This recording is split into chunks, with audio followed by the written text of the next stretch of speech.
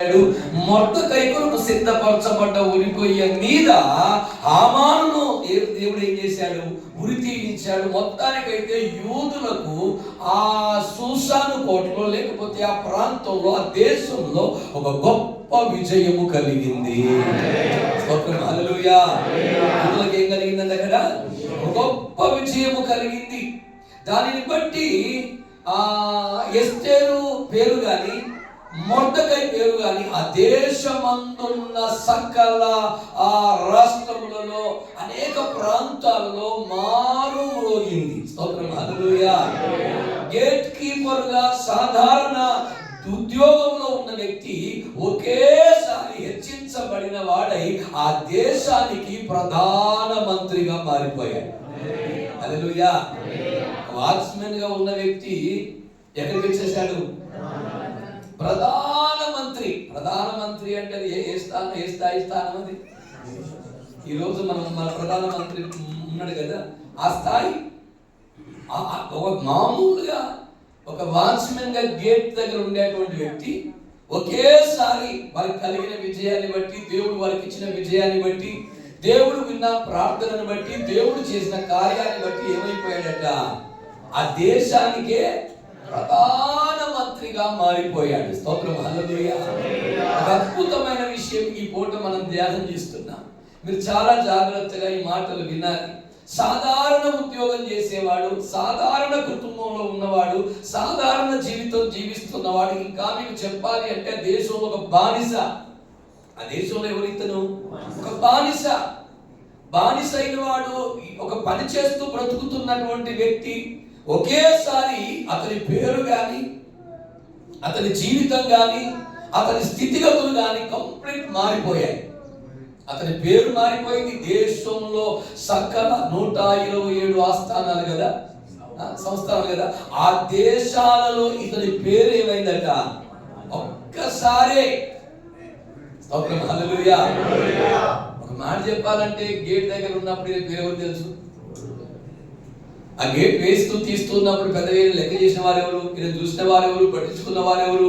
ఈ ద్వారపాలకుడు ఎవరు? ఎలాంటి వాడు? ఈయన ప్రజ్ఞ ఏంటి? జ్ఞానం ఏంటి? బలం ఏంటి? ఎవరైనా ఆలోచించారా? అడిగారా? అసలు ఈయన గురించి ఏ వ్యక్తి అని తెలుసుకునే ప్రయత్నం చేశారా? లేదండి.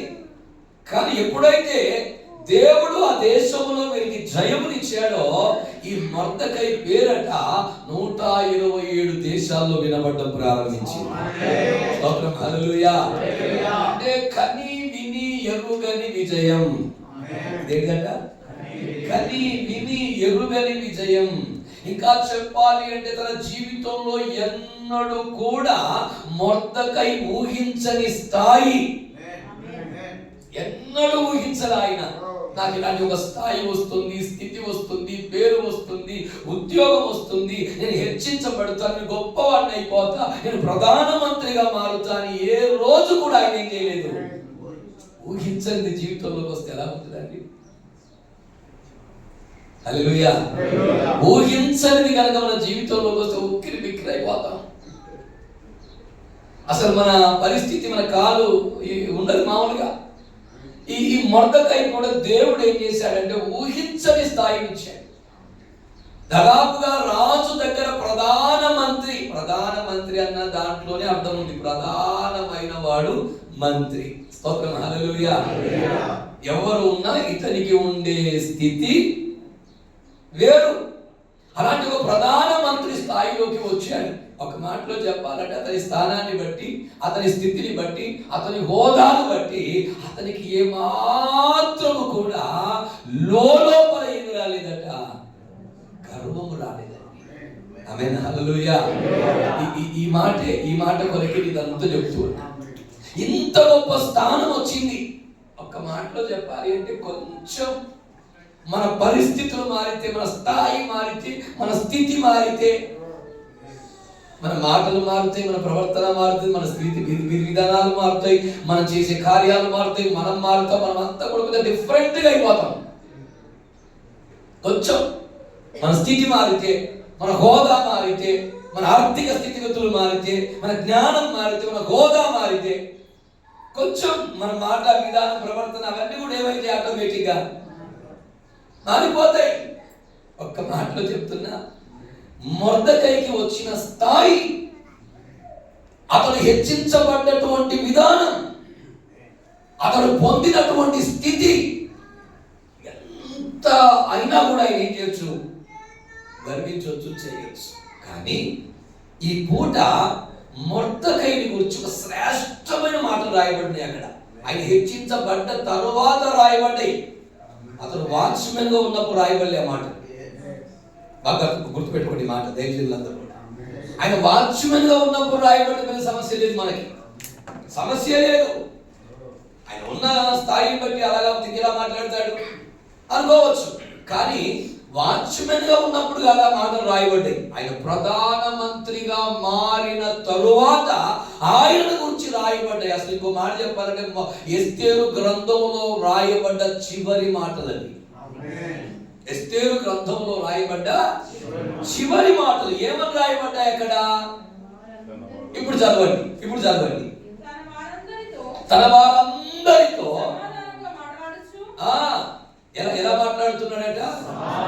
ఎలా మాట్లాడుతున్నాడట?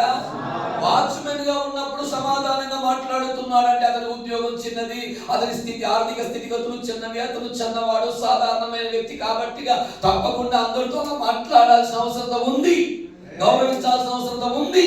కానీ ఇప్పుడు ఆయన ఎవరు చెప్పండి? ప్రధానమంత్రి.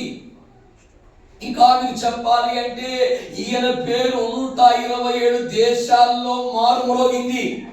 ఇంకా మీకు చెప్పాలి అంటే ఇతని బలమును గూర్చి, ఇతని జ్ఞానమును గూర్చి, ఇతని ప్రజ్ఞను గూర్చి ప్రతి వారు పొగుడుతున్నారు.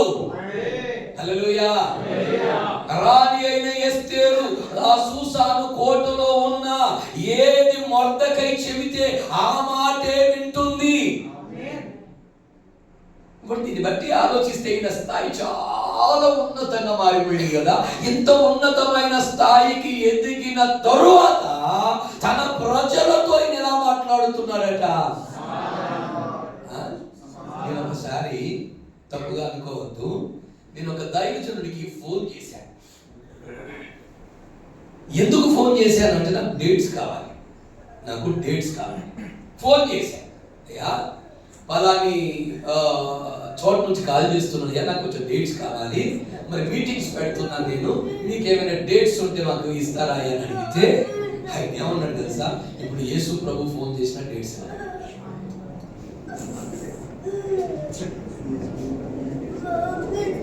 నాతో అన్నమాట ఇది.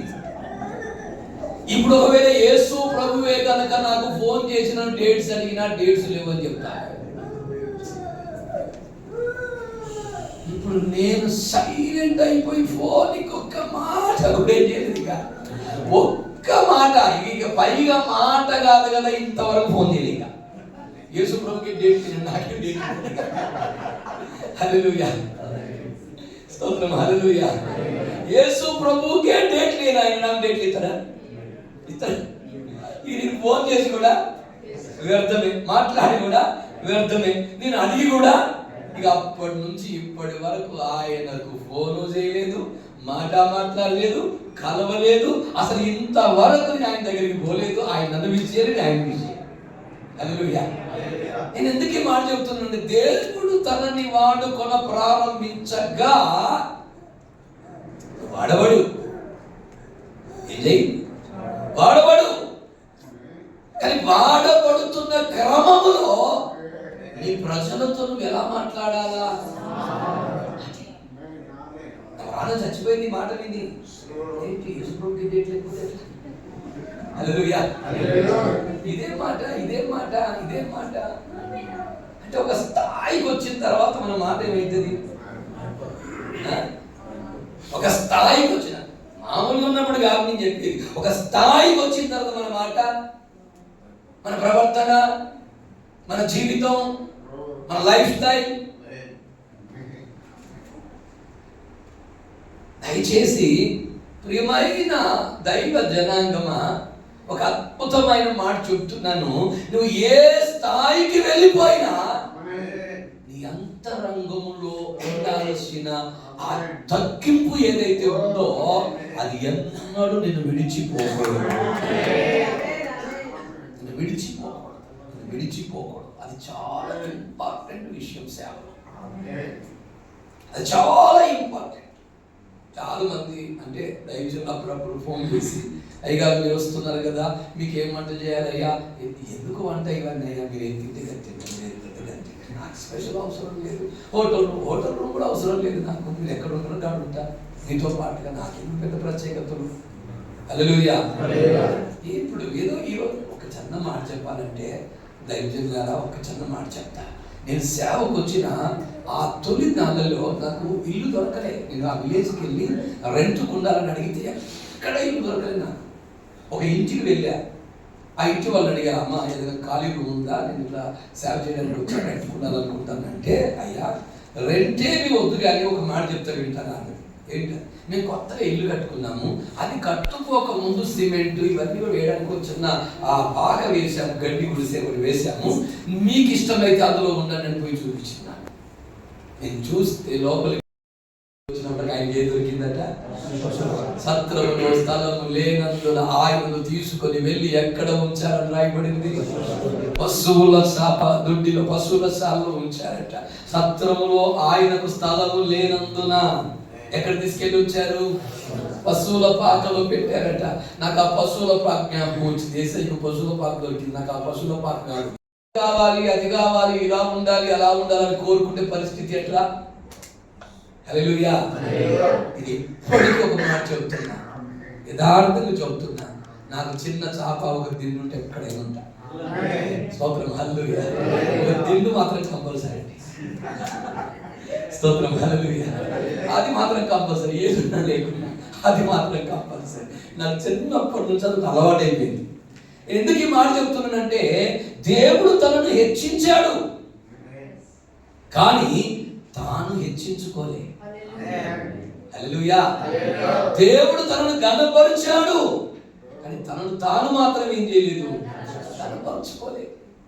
ఎలా మాట్లాడుతున్నాడు అంటే తన ప్రజలతో సమాధానముగా మాట్లాడుతున్నాడట. ఆమేన్. హల్లెలూయా. తన మాటల్లో సమాధానం ఉంది. తన మాటల్లో ఏముందట? సమాధానం ఉంది. సమాధానముతో కూడిన మాటలు కలిగి ఆ ప్రజలతో మాట్లాడుతూ ఉన్నాడు దైవజనుడైనటువంటి మర్దకై. హల్లెలూయా. అవసరం లేదు కానీ ఎలా మాట్లాడుతున్నాడు? ప్రేమగా, ప్రీతిగా, చక్కగా. హల్లెలూయా. నిజం చెప్తున్న దైవజనంగమా, సమాధానముతో కూడిన మాట నీ జీవితంలో ఉంటే నిశ్చయముగా నీవెక్కడ ఉన్నా నీ కొరకు జనమును సంపాదించుకోగలుగుతావు. ఎక్కడ ఉన్నా నువ్వేం చేయగలుగుతావు? జనమును సంపాదించుకోగలుగుతావు. ఎక్కడున్నా సమాధానముతో కూడిన మాట, సమాధానముతో కూడిన ప్రవర్తన, సమాధానం. ఒక మాటలో చెప్పాలి అంటే యేసయ్య మనకి ఇచ్చిన సువార్త పేరు చెప్పండి? సమాధాన సువార్త. ఏ సువార్త ఇది? సమాధాన సువార్త ప్రకటిస్తున్న నీవు సమాధానముతో బ్రతకాలి కదా. నీకు అప్పగించిందే వేరే సువార్తను అప్పగించాల దేవుణ్ణి. నీకు అప్పగించిన సువార్త పేరు సమాధాన సువార్త. సమాధాన సువార్త ప్రకటించడానికి ప్రభువు చేత నువ్వు ఎన్నుకొనబడ్డావు, పిలువబడ్డావు, ఏర్పరచబడ్డావు, అభిషేకించబడ్డావు. దేవుడిని నీ సేవలో నిలవబెట్టాడు, వాడుకుంటున్నాడు. ఎందుకంటే ఇదిగో నువ్వు సమాధాన సువార్తను ప్రకటించాలి. మరి సమాధాన సువార్త ప్రకటిస్తున్న నీవు సమాధానంగా ఉన్నావా? సమాధాన సువార్త ప్రకటిస్తున్న మనం సమాధానంగా బ్రతకాలి, సమాధానముతో ఉండాలి. మన అంతరంగంలో ఏముండాలి? సమాధానం ఉండాలి. మన మాటల్లో ఏముండాలి? సమాధానం ఉండాలి. మన పొరుగు వారితో మనకి ఏముండాలి? సమాధానం ఉండాలి. సంఘములో ఉన్న వారితో మనకి ఏముండాలి? సమాధానం ఉండాలి. అన్య జనులతో మనకి ఏముండాలి? సమాధానం ఉండాలి. సమస్త ప్రజలతో దైవజనుడు సమాధానము కలిగిన వాడిగా బ్రతకాలి. సమస్త ప్రజలతో దైవ సేవకుడు సమాధానమును కలిగి బ్రతుకుట ద్వారా సేవ విస్తరిస్తుంది. నీకు సమాధానం లేకపోతే, నీవు సమాధానాన్ని కలిగి ఉండకపోతే, నిజంగా ఒకసారి ఒక సందర్భంలో మా చర్చి బిలీవరి ఒక అబ్బాయి వాడు చిన్న పొరపాటు చేశాడు, చిన్న సమస్య జరిగింది. దాన్ని బట్టి వాడు చాలా కోపం చేశారు. ఎందుకు కోపం చేశారు అంటే వాస్తవంగా వాడి మీద ద్వేషంతోనో కోపంతోనో కాదు, కానీ వాడు చేసిన పొరపాటును బట్టి వాడు చాలా కోపం చేయాల్సి వచ్చింది. ఆ సమయంలో తప్పల చాలాసేపు కోపం చేసినాను. ఇక తర్వాత నేను గదిలోకి వెళ్ళి ప్రార్థన చేసుకునే సమయం రాగానే ప్రార్థన చేద్దామని మోకరిస్తే, నేను ఎంత ప్రార్థన చేసినా దేవుడితో నాకు సంబంధం అసలు ఏర్పడలేదు. ప్రార్థనలో నువ్వు ప్రార్థన చేసినప్పుడు దేవుడితో నీకు సంబంధం అనేది ఉండాలన్నా వద్దా? మనం ఏదో ప్రార్థన డగా డగా డగా డగా చేసేసి అయిపోయింది ఆమెనని చెప్పి లేచేసినట్టు కాదు కదా. మనం ప్రార్థన చేసుకుని ప్రభుత్వం మనకు ఒక సంబంధం ఏం కావాలి? లింక్ ఏం కావాలి? కలవాలి. మన ప్రార్థనలో దేవుణ్ణి కలిశాము అన్న సంతృప్తి ఉండాలి. మన ప్రార్థనలో ప్రభుతో మాట్లాడాము అన్న ఆనందం ఉండాలి. మన ప్రార్థనలో దేవుని సన్నిధిని అనుభవించాము, ఆయన ప్రసన్నతను అనుభవించాము అన్న స్థితి మనకు ఉండాలి. అయితే నేను ఎంత ప్రార్థన చేసినా నా మనస్సులో అస్సలు సమాధానం రావట్లా. నా ప్రార్థన ప్రభుతో కలిసినట్టు అనిపించట్లా. నేను ఎంత ప్రార్థన చేసినా తిరిగి నా ప్రార్థన నా ఒడిలోకి తిరిగి వచ్చినట్టు అనిపించాలి. లేచి బయటకు వచ్చి అటు ఇటు తిరిగాను. మరలా వెళ్ళి మరలా మోకరించి మరలా ప్రార్థన చేస్తున్నా, చేతులెత్తి ప్రార్థన చేస్తున్నా, నిలువు మోకరించి ప్రార్థన చేస్తున్నా. ఎంత చేసినా కూడా అసలు నా ప్రార్థనలో నాకేమనిపించలేదు, అస్సలు నెమ్మది అనిపిస్తలేదు. ప్రభుతో నా ప్రార్థన కలవట్లేదు, ప్రభు నా ప్రార్థనకు స్పందించినట్టు కనిపించట్లేదు. ఆయన ప్రసన్నత నా మీదికి వచ్చినట్లు కానీ, ఆ ప్రసన్నతను అనుభవించినట్లు కానీ నా వల్ల అయితే లేదు. ఒక పెద్ద పాట పాడుతున్నా, అయినా అయితే లేదు. హల్లెలూయా. వీడు పాట పాడినా అవుతలేదు, స్తోత్రం చెప్పినా అయితే లేదు, నిలువు మోకాలన్నా అయితే లేదు, ఏం చేసినా అవుతలేదు. అసలే లాస్ట్కు నాకు అనిపించింది, నేనేమైనా తప్పు చేశానా, నేనేమైనా పొరపాటు చేశానా, నా లోపల ఏమైనా లోపం ఉందా, నేను ఎక్కడైనా తప్పిపోయానా, ఎందుకు ప్రభు నాతో మాట్లాడతలేడు, ఎందుకు దేవుని ప్రసన్నత నా ప్రార్థన గదిలోకి రాలేకపోతుంది, నేను ప్రార్థిస్తుండగా దేవుని మహిమను ఎందుకు అనుభవించలేకపోతున్నానని ఇక ప్రభుని అడగడం ప్రారంభించి నన్ను నేను వెతుక్కుంటుంది. ఎక్కడ ఎక్కడ ఎక్కడ ఎక్కడ ఎక్కడ ఎక్కడ వెతుక్కుంటూ ఉంటే నాకు ఈ ప్రార్థన చేస్తున్న 2-3 గంటల ముందు ఆ అబ్బాయితో అరచి ఆ పిల్లాన్ని కాస్త కోపం చేసినటువంటి ఆ సంఘటన ఇలా కళ్ళ ముందుకు వచ్చి కనబడతా ఉంది. నేను అనుకుంటున్నాను, నేను తప్పు చేసినా వాడే తప్పు చేసింది కదా. తప్పు చేసింది ఎవరు? వాడే. వాడు తప్పు చేశాడు కాబట్టి నేను తిట్టానే కానీ, కోపం చేశాను కానీ నేను తప్పు చేయలేదు కదా. అక్కడే నాతో ఎందుకు మాట్లాడతావు ప్రభు? తప్పు చేసింది వాడు కదా నేనంటే ఏం లేదు. అప్పుడు ప్రభు అన్న మాట ఏంటిదంటే, తప్పు చేయొచ్చు కానీ నువ్వు ప్రేమతో గద్దించాలి. ఎలా గద్దించాలి? ప్రేమతో గద్దించాలి, ప్రేమతో బుద్ధి చెప్పాలి. కానీ నువ్వు కోపంతో చెప్పాలి అంట. ఆ మాట ఎప్పుడైతే ప్రభు నాతో మాట్లాడాడో నా కన్నీళ్ళు వచ్చేసాయి. కనీసం నేను వాడు చేసిన తప్పును బట్టి కోపముతో గద్దించడానికి కూడా సరికాదా? కన్నీళ్ళతో ప్రార్థన చేసి ప్రభుతో ఒప్పుకొని అక్కడే ఉండి ఫోన్ చేసి అబ్బాయికి, నన్ను ఎక్కడో బిడ్డ అంటే, అయ్యా ఇంటి దగ్గరే ఉన్నా, బాగున్నావా? బాగున్నా. భోజనం చేసినావా? చేయలేదు. మరి చెయ్యి భోజనం. వంట చేశాక ఏదైనా అడుగుతూ ఉంటే, ఇప్పుడు దాకా తిట్టింది ఇప్పుడు మీకు అడుగుతుండేది వాడు అనుకుంటాడట. ఇప్పుడు దాకా నువ్వు తిట్టిన కోపంతో ఇప్పుడేమో వంట చేసిండ్రా, భోజనం చేసినవా, ఏం చేస్తున్నావు, ఇవన్నీ అడుగుతుండేది 2 గంటలోనే మారిపోయింది అయినా అని అనుకుంటాడట వాడు. అసలు వాడు మారిపోడు కాదు, ఇక్కడ నా పరిస్థితి అక్కడ లేదు. హల్లెలూయా.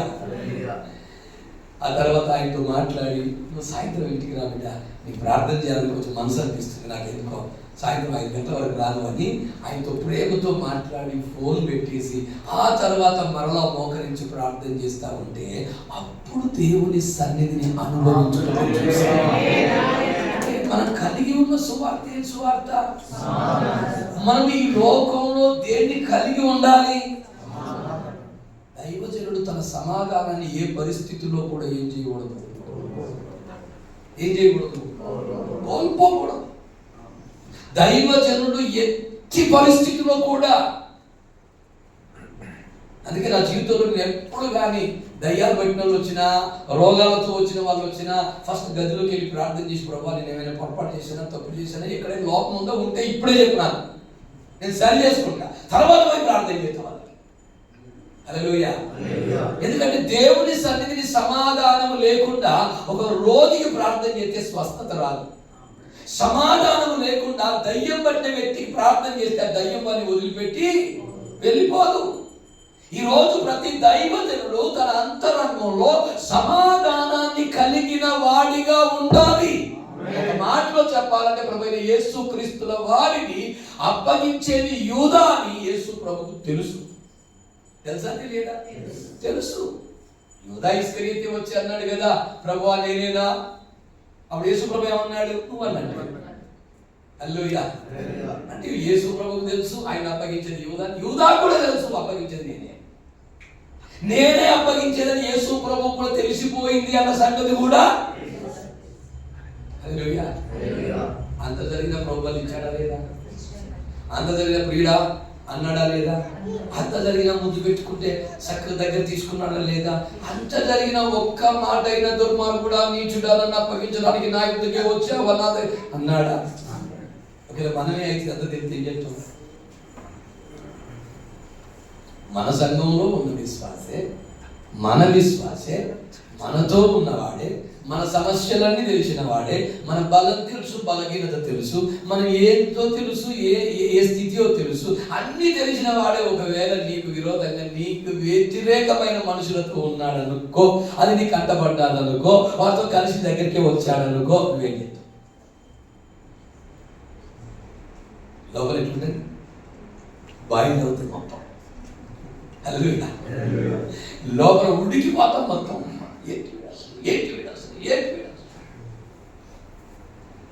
అరే యూదా ఇస్కరియోతు ఆ స్థితిలో యేసు ప్రభు దగ్గరికి వస్తే ఆయన ఏమన్నాడు? ప్రియుడా నువ్వేం చేయడానికి వచ్చావా పని? కానీ చేసి నువ్వు చేయాల్సింది ఒక్క మాట కూడా నా ప్రభు అక్కడికి కోల్పోలేదు. తనలో ఉన్న సమాధానాన్ని కోల్పోలేదు.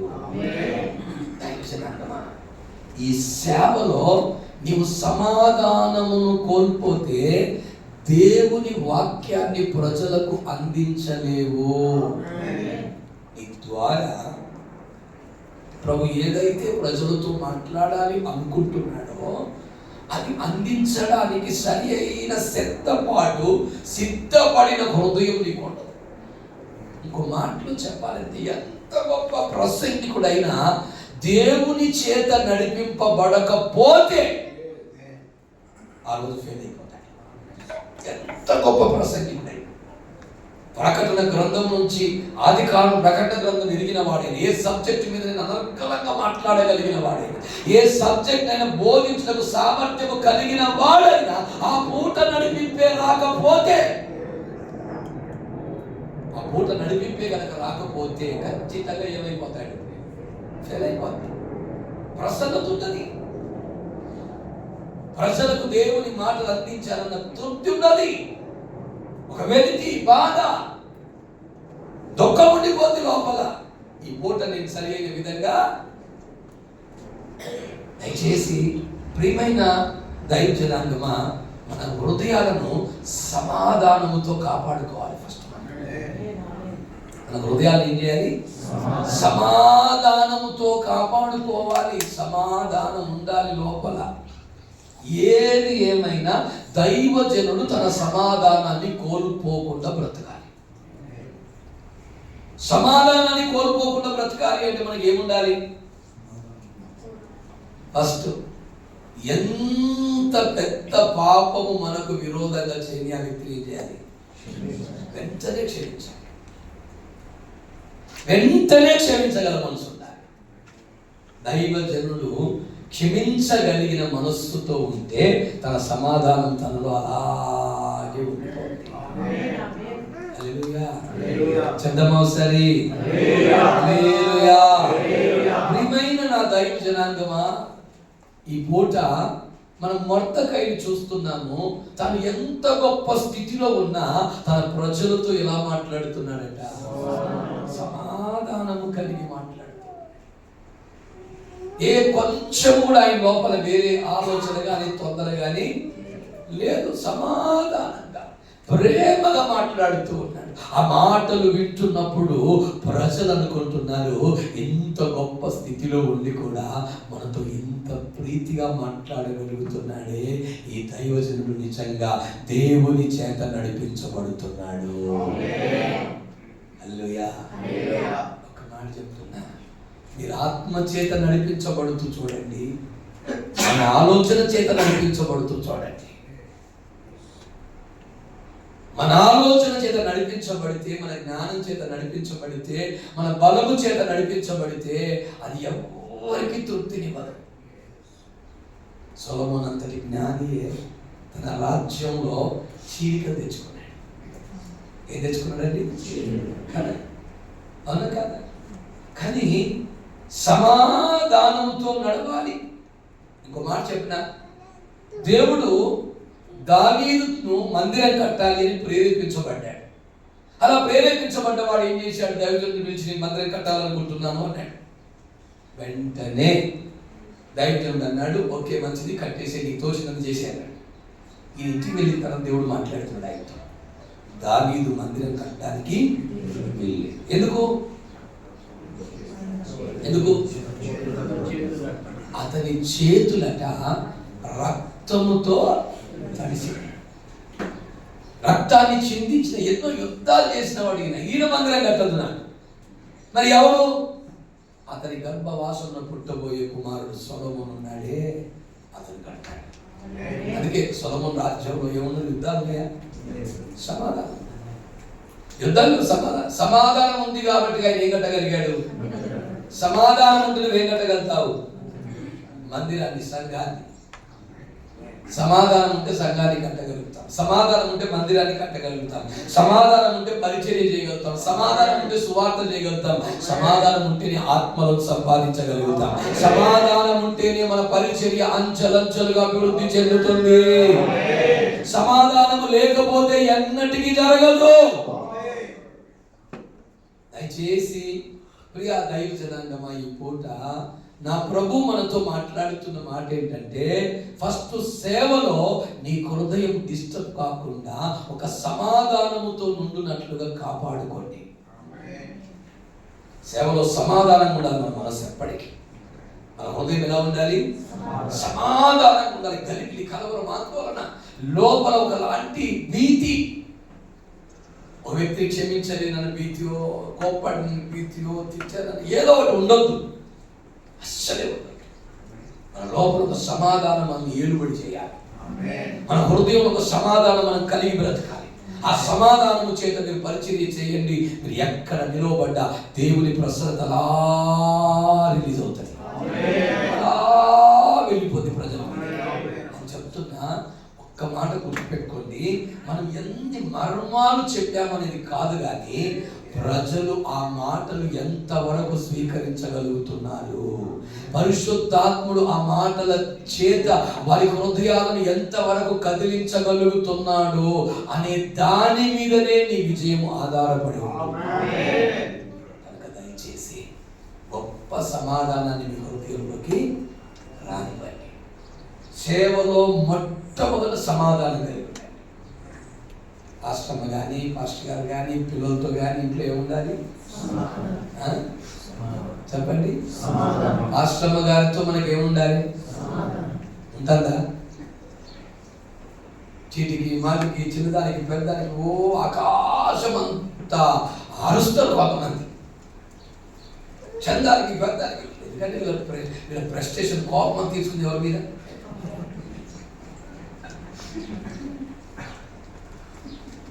నిజం చెప్పనా? నేను నిజం చెప్పనా? అసలు సేవకుడికి ఫస్ట్ విశ్వాసం ఎవరు? మీ పాస్టమ్మ గారు కనుక మీకు 100 మార్కులు ఎత్తి మీరు సక్సెస్ చేసేవాళ్ళు. మీ పాస్టమ్మ గారు కనుక మీకు 10, 20, 30 మార్కులు వేసింది అయిపోయింది.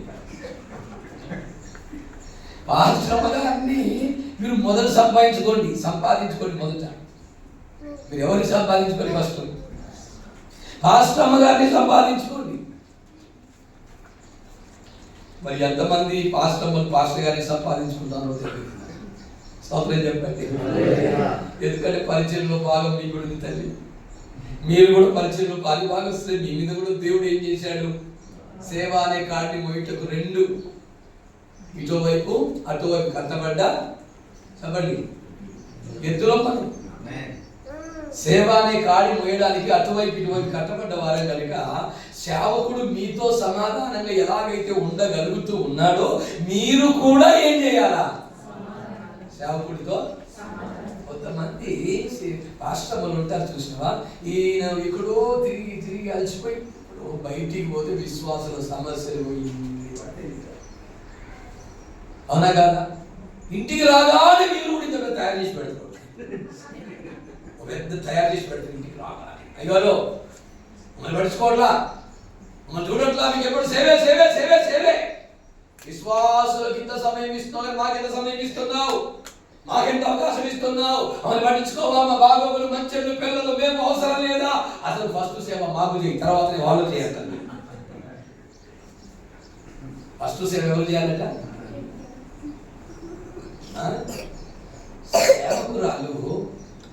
సేవకుడికి ఒక తల్లి లాగుండాలి బిడ్డ. బిడ్డలారా ఈ మాట మంచిగా అర్థం చేసుకోండి. సేవకుడికి ఎలా ఉండాలి? తల్లి లాగా ఉండాలి, ఒక ఆయింట్మెంట్ లాగా, తలనొప్పికి జాడం బాగులాగా. ఎలా ఉండాలి? ఉన్నారా? మీరే తలనొప్పి తయారవుతారు. నిన్న 2 రోజుల క్రితం ఒక పాస్టర్ గారిని ఫోన్ చేసి ఏడుస్తున్నాడు. అయ్యా ఎక్కడున్నారయ్యా అంటే, చెప్పండి ఏంటి విషయం అంటే, లేదయ్యా మీరు ఒక్కసారి ఇంటికి రావాలయ్యా. ఎందుకు నాయన? ఏంటి చెప్పి, ఏం జరిగింది చెప్పు. ఫోన్లో చెప్పేది కాదయ్యా మీరు ఇంటికి రండి. నాకు అప్పుడే అర్థమైంది సౌదర్యం చెప్పాడు. నేను సేవకు వచ్చి 25 సంవత్సరాలు. మా ఆత్మీయ తండ్రి నా గురించి చెప్పే మాట ఎక్కడికి పోయినా అంటే, 25 సంవత్సరాల సేవా కాలంలో భార్యాభర్తలు గొడవ పెట్టుకుని ఒక్కసారి నా దగ్గర రాదని చెప్తున్నాను. హల్లెలూయా. 25 సంవత్సరాల సేవా కాలంలో భార్యాభర్తలు గొడవ పడి ఏదో చిన్న సమస్య మీద మాట్లాడుకుని ఏదో చేసుకుని ఒక్కసారి నా దగ్గరికి రాలే. నాతో ఇంతవరకు ఆమె ఏం చెప్పాలా, ఈయన ఏం చెప్పలే ఆమె మీద. నా 25 సంవత్సరాల సేవా జీవితం నిజం చెప్తున్నా. మా పాస్టమ్మ గారి గురించి నన్ను ఒక కొడుకులా చూసుకుంటాను. మీరు నమ్ముతారా? ఇప్పటికి కూడా నేను స్నానం చేయడానికి పోతే టవలు, ఆ షాంపూ, సోపు అన్ని తీసుకొచ్చి నేను ఆరాధనకు పోతుంటే బ్యాగ్ కూడా సర్ది నా చేతి. ఇప్పటికి ఇప్పుడు మీరు అనొచ్చు, మరి మీరేం చేస్తారు? ఇక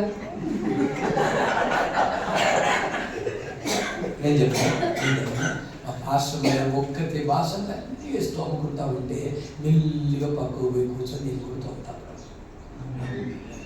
ఇప్పటికీ నీకు ఒకే అమ్మా పాస్టర్ గారు మీరు భాషలు తోముతారా? మరి తోముతారా? నాకేం కొమ్ము లేవు, నాకేం కొమ్ము లేవు. మీరు చెప్పడానికి కూడా నాకు కొమ్ము లేవు. నేను నిజం చెప్తున్నా. ఇప్పటికీ కూడా అప్పుడప్పుడు మీటింగ్లు జరిగితే విశ్వాసాలు కొంతమంది ఏం చేస్తే నేనే చేయాలని తిరుగుతాను.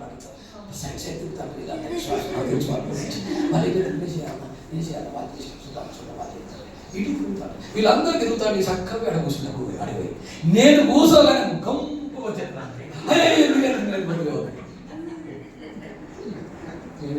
నాకు ఇచ్చేదానికి కూడా ఏంటి?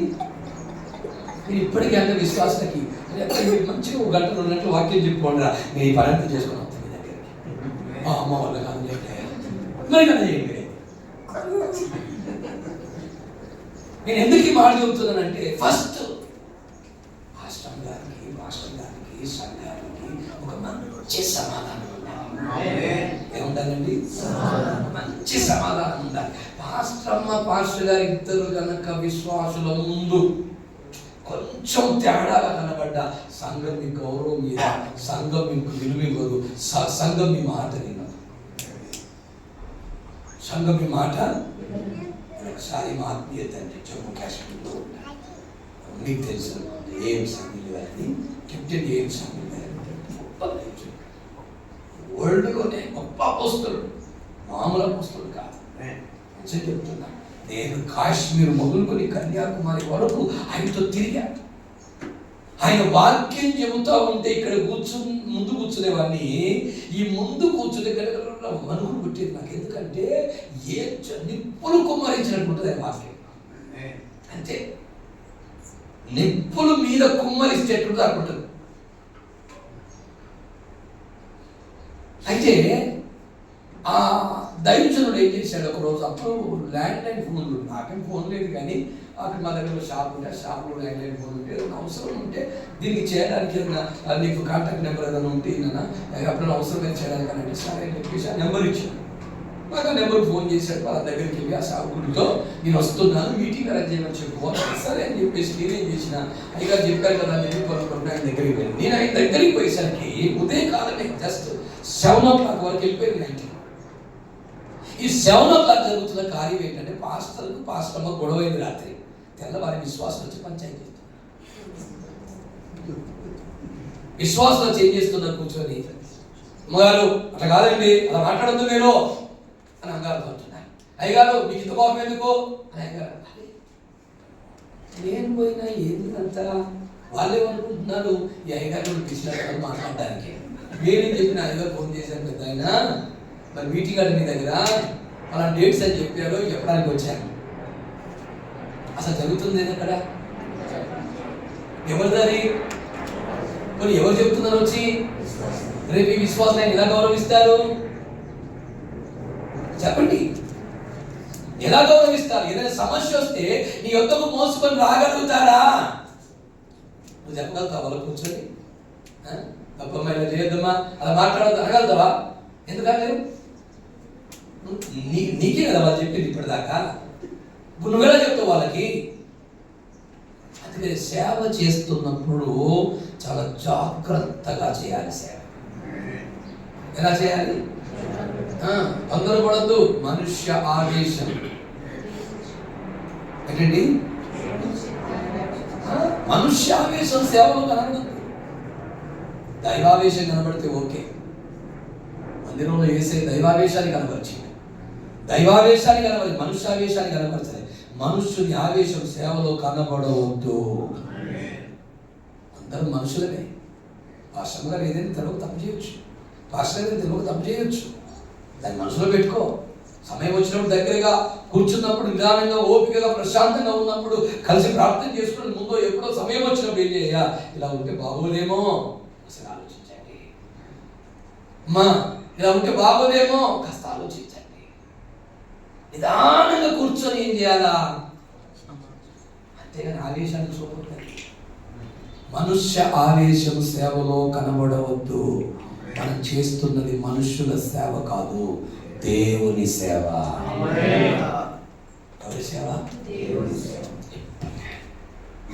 25 సంవత్సరాల నా సేవా జీవితంలో ఇప్పటికీ కూడా వాక్యం చెప్పాలంటే నాకు భయం అవుతుంది. నిత్యం చెప్పడమే, ప్రతిరోజు ఎక్కడో కాడ వాక్యం చెప్పని దినమంటూ నాకు ఉండదు మ్యాక్సిమం. అయినా ప్రతిరోజు భయమే నాకు. ఎందుకో ఈ వాక్యం ఎవరిది? మనది కాదు, దేవుడిది. దేవుని వాక్యాన్ని చెప్పడానికి నేనే పాటివాడిని. నా జీవితం ఏ పాటిది, నా చదువు ఏ పాటిది, నా జ్ఞానం ఏ పాటిది, నా బలం ఏ పాటిది, నేనెంతటి వాడిని, నాకున్న యోగ్యత ఏంటి? ఏమీ లేని నాకు ఈ యోగ్యతను ఇచ్చాడు దేవుడు.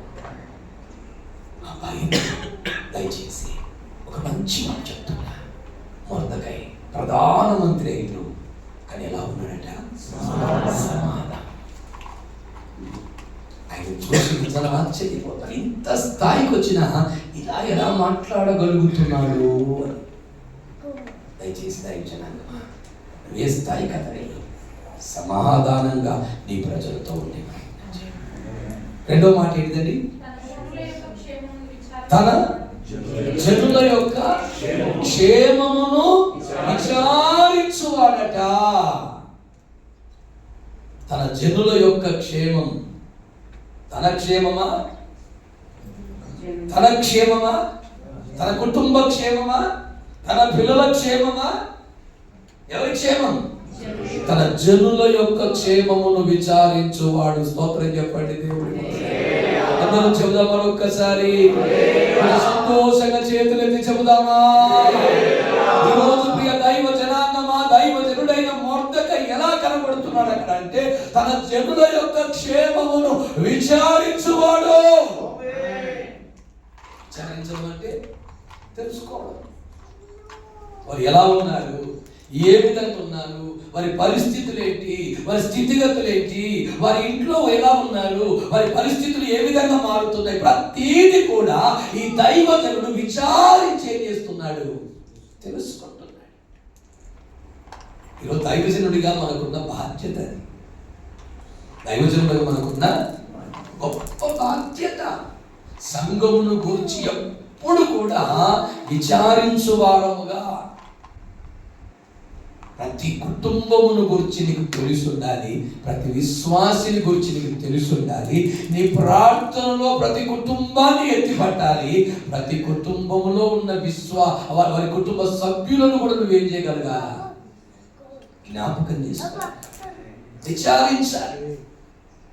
వారి క్షేమం, వారు ఆత్మీయంగా ఎలా ఉన్నారు, హల్లెలూయా, వారి ఆత్మీయ జీవితాలు ఎలా ఉన్నాయి, మరి ఆత్మలో ఎదుగుతున్నారా, మరి ఆత్మలో బలహీనమవుతున్నారా, మరి ఆత్మీయ స్థితిగతులు ఎలా ఉన్నాయి, మరి ఏ విధంగా దేవుని సన్నిధి వాక్యాన్ని వింటున్నారు, ప్రార్థన చేస్తున్నారు, వాక్యాన్ని ఎలా రిసీవ్ చేసుకుంటున్నారు, వాక్యానుసారంగా నడవడానికి వారి జీవితం ఏ విధంగా ఉంది అనే సంగతులన్నీ కూడా సేవలో సేవకుడిగా మనం తెలుసుకోవాలి. కంపల్సరీ సంఘాన్ని గురించిన ఒక విచారణ ప్రతి విశ్వాసి. హల్లెలూయా. నిజంగా నేను ప్రారంభంలో ప్రతి ఇంటికి వారంలో ఒక్క రోజైనా ప్రతి ఇంటిని దర్శించేవాడు. వారంలో ఒక ఇంటిని కంపల్సరీ, నాకు ఉన్నటువంటి కుటుంబాలన్నింటిలో ప్రతి కుటుంబాన్ని వారానికి ఒకసారి కంపల్సరీ కలిసి ప్రార్థన చేయాలి, వారిని గురించి ఆలోచించాలి, వారిని గురించి తెలుసుకోవాలి, వారి స్థితిగతులు తెలుసుకోవాలి, వారి ఆత్మీయ స్థితిగతులు తెలుసుకోవాలి, వారు ఎలా వాక్యంలో ఎదుగుతున్నారో ఇవన్నీ చేసేవాడిని. మీకు మాట చెప్పాలంటే ఆది కాండము నుండి ప్రతి 10 అధ్యాయాలకి ఒక క్వశ్చన్ పేపర్ తయారు చేసేవాడు. ప్రతి 10 అధ్యాయాలకి ఒక క్వశ్చన్ పేపర్ తయారు చేసి ఆ క్వశ్చన్ పేపర్ను వాళ్ళకి ఇచ్చి ఆన్సర్స్ రాయమని చెప్పి, మీరు బైబిల్ చదివే రాస్తారో, బైబిల్ చదవకుండా రాస్తారో, మీరు చూసే రాస్తారో చూడక రాస్తారో మీరు రాయి. నేను ఒక క్వశ్చన్ ఇచ్చిన వాళ్ళకి, సింపుల్ క్వశ్చన్, మీకు చెప్తే ఈ క్వశ్చన్ ఆన్సర్ తెలియదు. ఆదామును దేవుడు ఏదేను తోటలో నుండి ఎందుకు వెళ్ళగొట్టాడు అని క్వశ్చన్ ఇచ్చాడు. సింపుల్ క్వశ్చన్,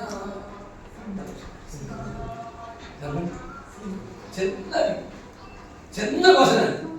ఇప్పుడు మీరు చెప్పండి, ఎందుకు వెళ్ళగొట్టాడు?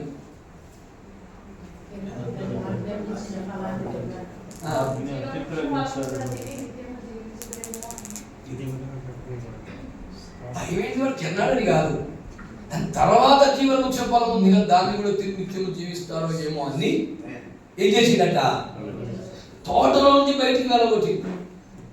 ఆల్రెడీ పండు తిన్నప్పుడు పోవాల్సిన మహిమ పోయింది, రావాల్సిన అన్ని వచ్చేసి. అసలు సంగతి ఏంటి వెళ్ళగొట్టడానికి కారణం? నేను ఈ క్వశ్చన్ ఇచ్చి అందరూ ఏం చేసి పాపం చేసిండు, పండు తిన్నాడు, టకా టకా టకా రాసుకొని వచ్చిండు. నేనేమన్నా అన్ని తప్పని ఇప్పుడు క్షుణ్ణంగా పరిశీలనగా బైబిల్ చదివితే తప్ప ఈ సంగతి ఎవరికి బోధ. ఒట్టుబడి చదవాలా, బైబిల్ చదువుతున్న ఎలా చదవాలా, ఒట్టుబడి చదవాలా. ప్రతి లైన్ చాలా జాగ్రత్తగా పరిశీలనాత్మకంగా చదవాలా. వాళ్ళు ఏమన్నారు తెలుసా, 8లో చదవాలంటే ఒక అధ్యాయం మాకు రోజు పెట్టట్టున్నారు. హల్లెలూయా. నేను కొన్ని క్వశ్చన్లు వారికి ఇస్తే ఆ క్వశ్చన్లకి ఆన్సర్ రాయడానికి శక్తి సరిపోకాయా. అట్లయితే మాకు రోజు బైబిల్ స్టడీ పెట్టచ్చు, రోజు అర్ధగంట వింటామంటే మన టైం ఉండదా? హల్లెలూయా.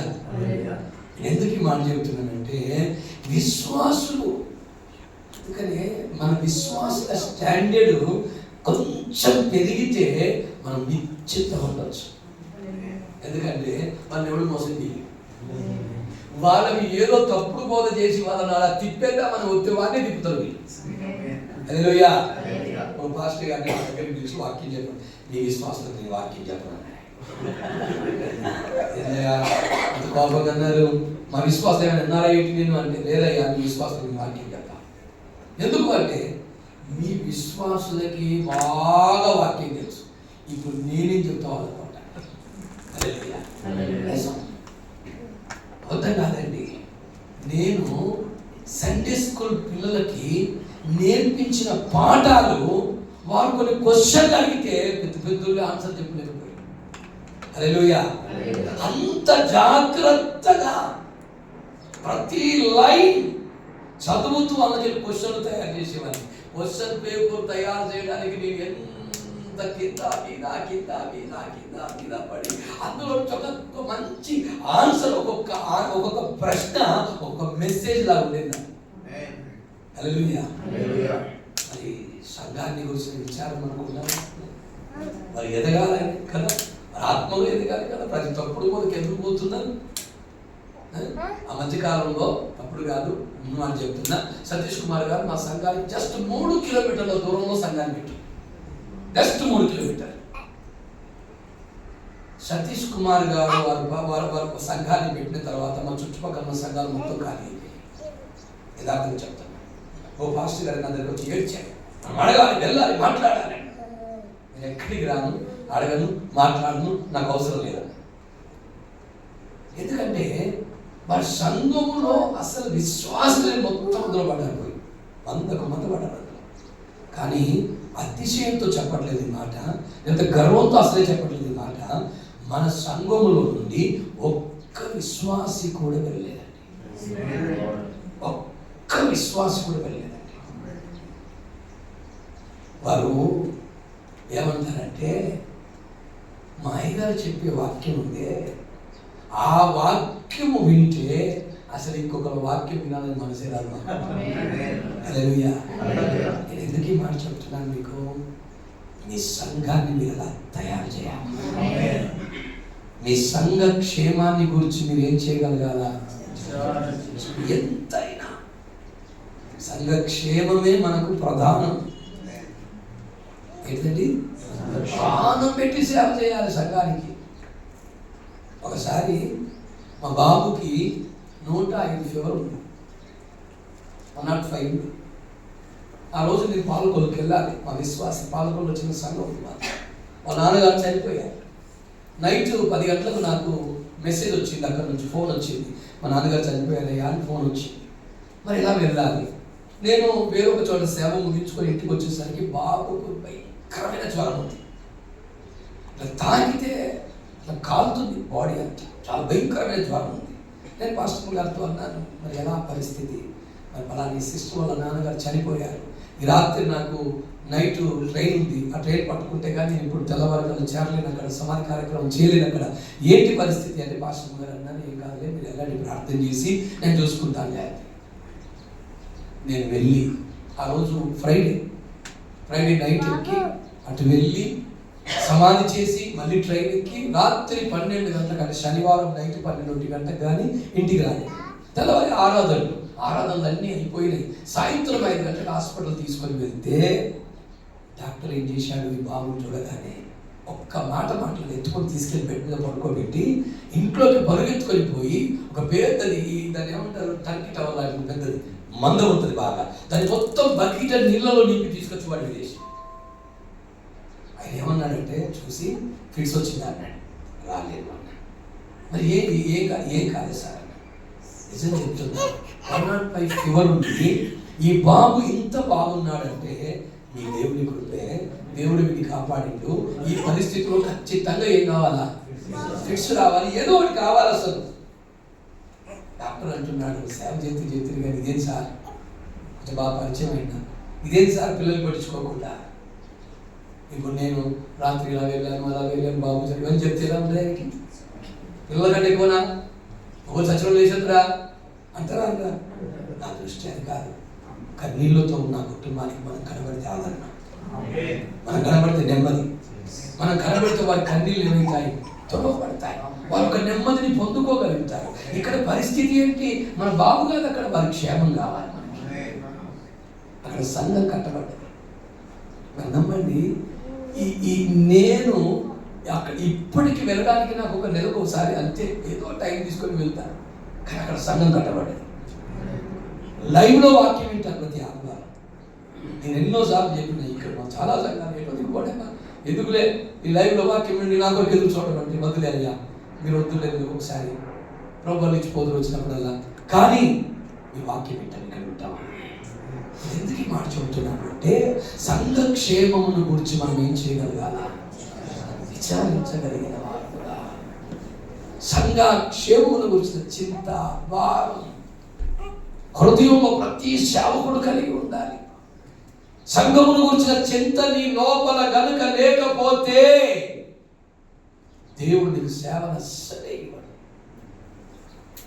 ఎందుకంటే ఒక వ్యక్తికి 5 ఏంటి అవి తలాంతులు కదా, నాణ్య తలాంతులు 2 ఇచ్చాడు. ఒక ఆయనకి 1 ఇచ్చాడు. ఈ 1 ఇచ్చిన వాడు ఏం చేశాడు, భూమి తల్లి పాతి పెట్టి దేవుని గురించి ఏమన్నాడు తెలుసా, భయంకరమైన మాట అన్నాడు. విత్తని చోట చల్లని చోట కూర్చుకునేవాడు కఠినుడు అంటాడు. దేవుని గురించి ఏమంటాడు ఆయన, విత్తని చోట కోసేవాడు, చల్లని చోట కఠినుడు. అందుకే నేను దీన్ని ఏమీ చేయక భూమిలో పాతి పెట్టి అలాగే ఉంచాను, ఇదిగో నీదిగో తీసుకొచ్చి ఇచ్చాను. అప్పుడు యేసు ప్రభు ఏమన్నాడు అని చూసి, ఇది సావుకారుల యుద్ధ ఉంచవచ్చు, నువ్వు ఎందుకు తీసుకోవాల్సి వచ్చింది, అతని యుద్ధకు వచ్చి వడ్డీతో సహా తీసుకునేవాడిని కదా, నువ్వు తీసుకుని దాన్ని పాతి పెట్టాలే, చెడ్డ దాసుడా అన్నాడు అతన్ని. అంటే తీసుకున్నవాడు దాన్ని వ్యాపారం చేసి ఏం చేయాలి, 1కి 2 చేయాల్సి ఉంటుంది. 5 చేయకుండా పర్వాలా, 1ని 5 చేయకుండా పర్వాలా, కనీసం 2 చేయాల్సి ఉంటుంది. నీకు అప్పగించబడ్డ సేవను నువ్వు కనీసం ఎంత చేయాలి, ఉన్నది పోగొట్టదు. ఉన్న సేవను ఏం చేయద్దు.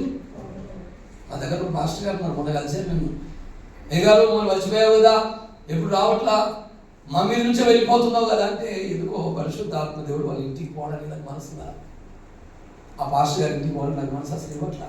నేను పోవట్లే ఆయన దగ్గరికి, అసలే చాలా సంవత్సరాలు పోకుండా. ఆయన కనబడి అంటున్నారు, మీరు ఎందుకు రావట్లేదు మా దగ్గరికి, మా మీద నుంచి అలా వెళ్తుందంటే, ఆయనకి 3 చోట సేవ అప్పగించారు.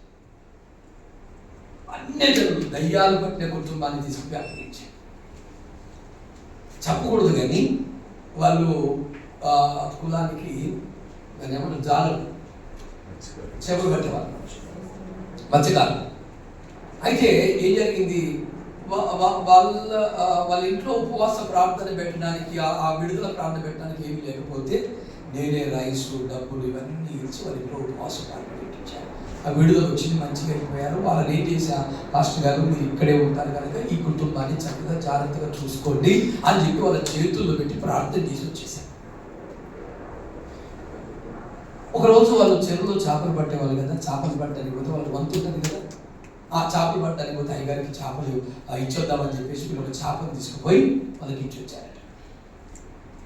తిన్నారు. 4-5 రోజులైంది, వారం రోజులైంది, అయిపోయింది. వీళ్ళు మళ్ళీ ఒక రోజు ఏం చేశాడు, మాస్టర్ గారు ఇంటికి వెళ్ళి, బ్రదర్ మీరు మనం తీసుకొచ్చి చాలా టేస్టీగా ఉంది బ్రదర్, చాలా బాగుంది బ్రదర్, మంచిగా ఉంది బ్రదర్. పాస్టర్ గారు మళ్ళీ అడిగారు, ఉన్నాయా? పాస్టర్ గారు నోరేసి అడిగేసరికి ఆలోచన నుంచి పాపం వచ్చి అడిగాడు కదా అని పోయి ఏం చేసి తీసుకొచ్చి మళ్ళీ ఇస్తే 2వసారి తిన్నారు. ఊరుకోవాలి కదా అంతటితో. మళ్ళీ 3వసారి వారం 10 రోజులు మళ్ళీ వెళ్ళి, బ్రదర్ ఏమన్నాయా? వాళ్ళకి అప్పగించింది మొదలు ఒక్కసారి వాళ్ళకి ఫోన్ చేయలేదు, మాట్లాడలేదు, లేదు చూసుకుంటారు, లేదు అప్పగించారు కదా అనుకుంటున్నా మనసు. నమ్మండి, నేను ఒక 2 నెలలు, ఒక 6 నెలల తర్వాత నేను ఆ సిస్టర్ నాకు కలిసింది. అయ్యా ప్రైజ్ రాడు అంటే, అమ్మ బాగున్నాడు, అమ్మ ప్రైజ్ రాడు, అమ్మ బాగున్నాడు అన్న డౌట్ వచ్చింది. ఇంకా మీరు చూసి తేడా కనబడింది రూపం. ఏంటో మా చర్చికి వెళ్తున్నారని అడిగినాడు. వెళ్ళట్లేదయ్యా. ఎందుకు వెళ్ళట్లేదయ్యా అమ్మ అంటే, మా భర్త చనిపోయిండు అంటే ఏమో తెలియదయ్యా, ఊరి పెట్టుకుని చనిపోయాడు. నేను అప్పుడు ఫోన్ చేసి పాస్టర్ గారికి, అసలు మీరు చర్చికి రాకుండా ఎంతకాలం అయింది? అప్పుడు చెప్తున్నాడు 6 నెలలు పైన అవుతుంది. నాకు చాలా బాగా వేసింది. సంఘమును గురించిన కనీస చింత విచారణ లేకుండా ఏం సేవ చేస్తాం మనం చెప్పండి? 3 చోట్ల సేవ అప్పగించిన 3 చోట్ల కొలాప్స్ అయింది సేవ. ఇప్పుడు వచ్చి ఇంటికి అడుగుతున్నాడు, ఈయన బలపరచాలి పోవాలి ఇంటికి. నేను ఎందుకు పోవాలి? బలపరచాలి వెళ్ళాలి. ఏమని బలపరచాలా? ఏ విధంగా బలపరచాలా? సంఘమును గురించిన విచారణ లేని వ్యక్తి ఆయన, చింత లేని వ్యక్తి ఆయన, భారం లేని వ్యక్తి ఆయన, దుఃఖం లేని వ్యక్తి ఆయన, బాధ్యత లేని వ్యక్తి ఆయన. ఈరోజు ఒక మంచి మాట చెప్తున్నా, మీకు అప్పగించబడ్డ మంద విషయాల్లో మీరందరూ కూడా బాధ్యత కలిగిన వారిగా ఉండండి. ఎందుకో తెలుసా? మనమందరము కూడా దేవుని మందను లెక్క అప్పగించవలసిన వారి వలె ఏం చేస్తున్నాం? కాస్తున్నాం. లెక్క అప్పగించాలి సేవ కొరకు దేవునికి. జాగ్రత్త.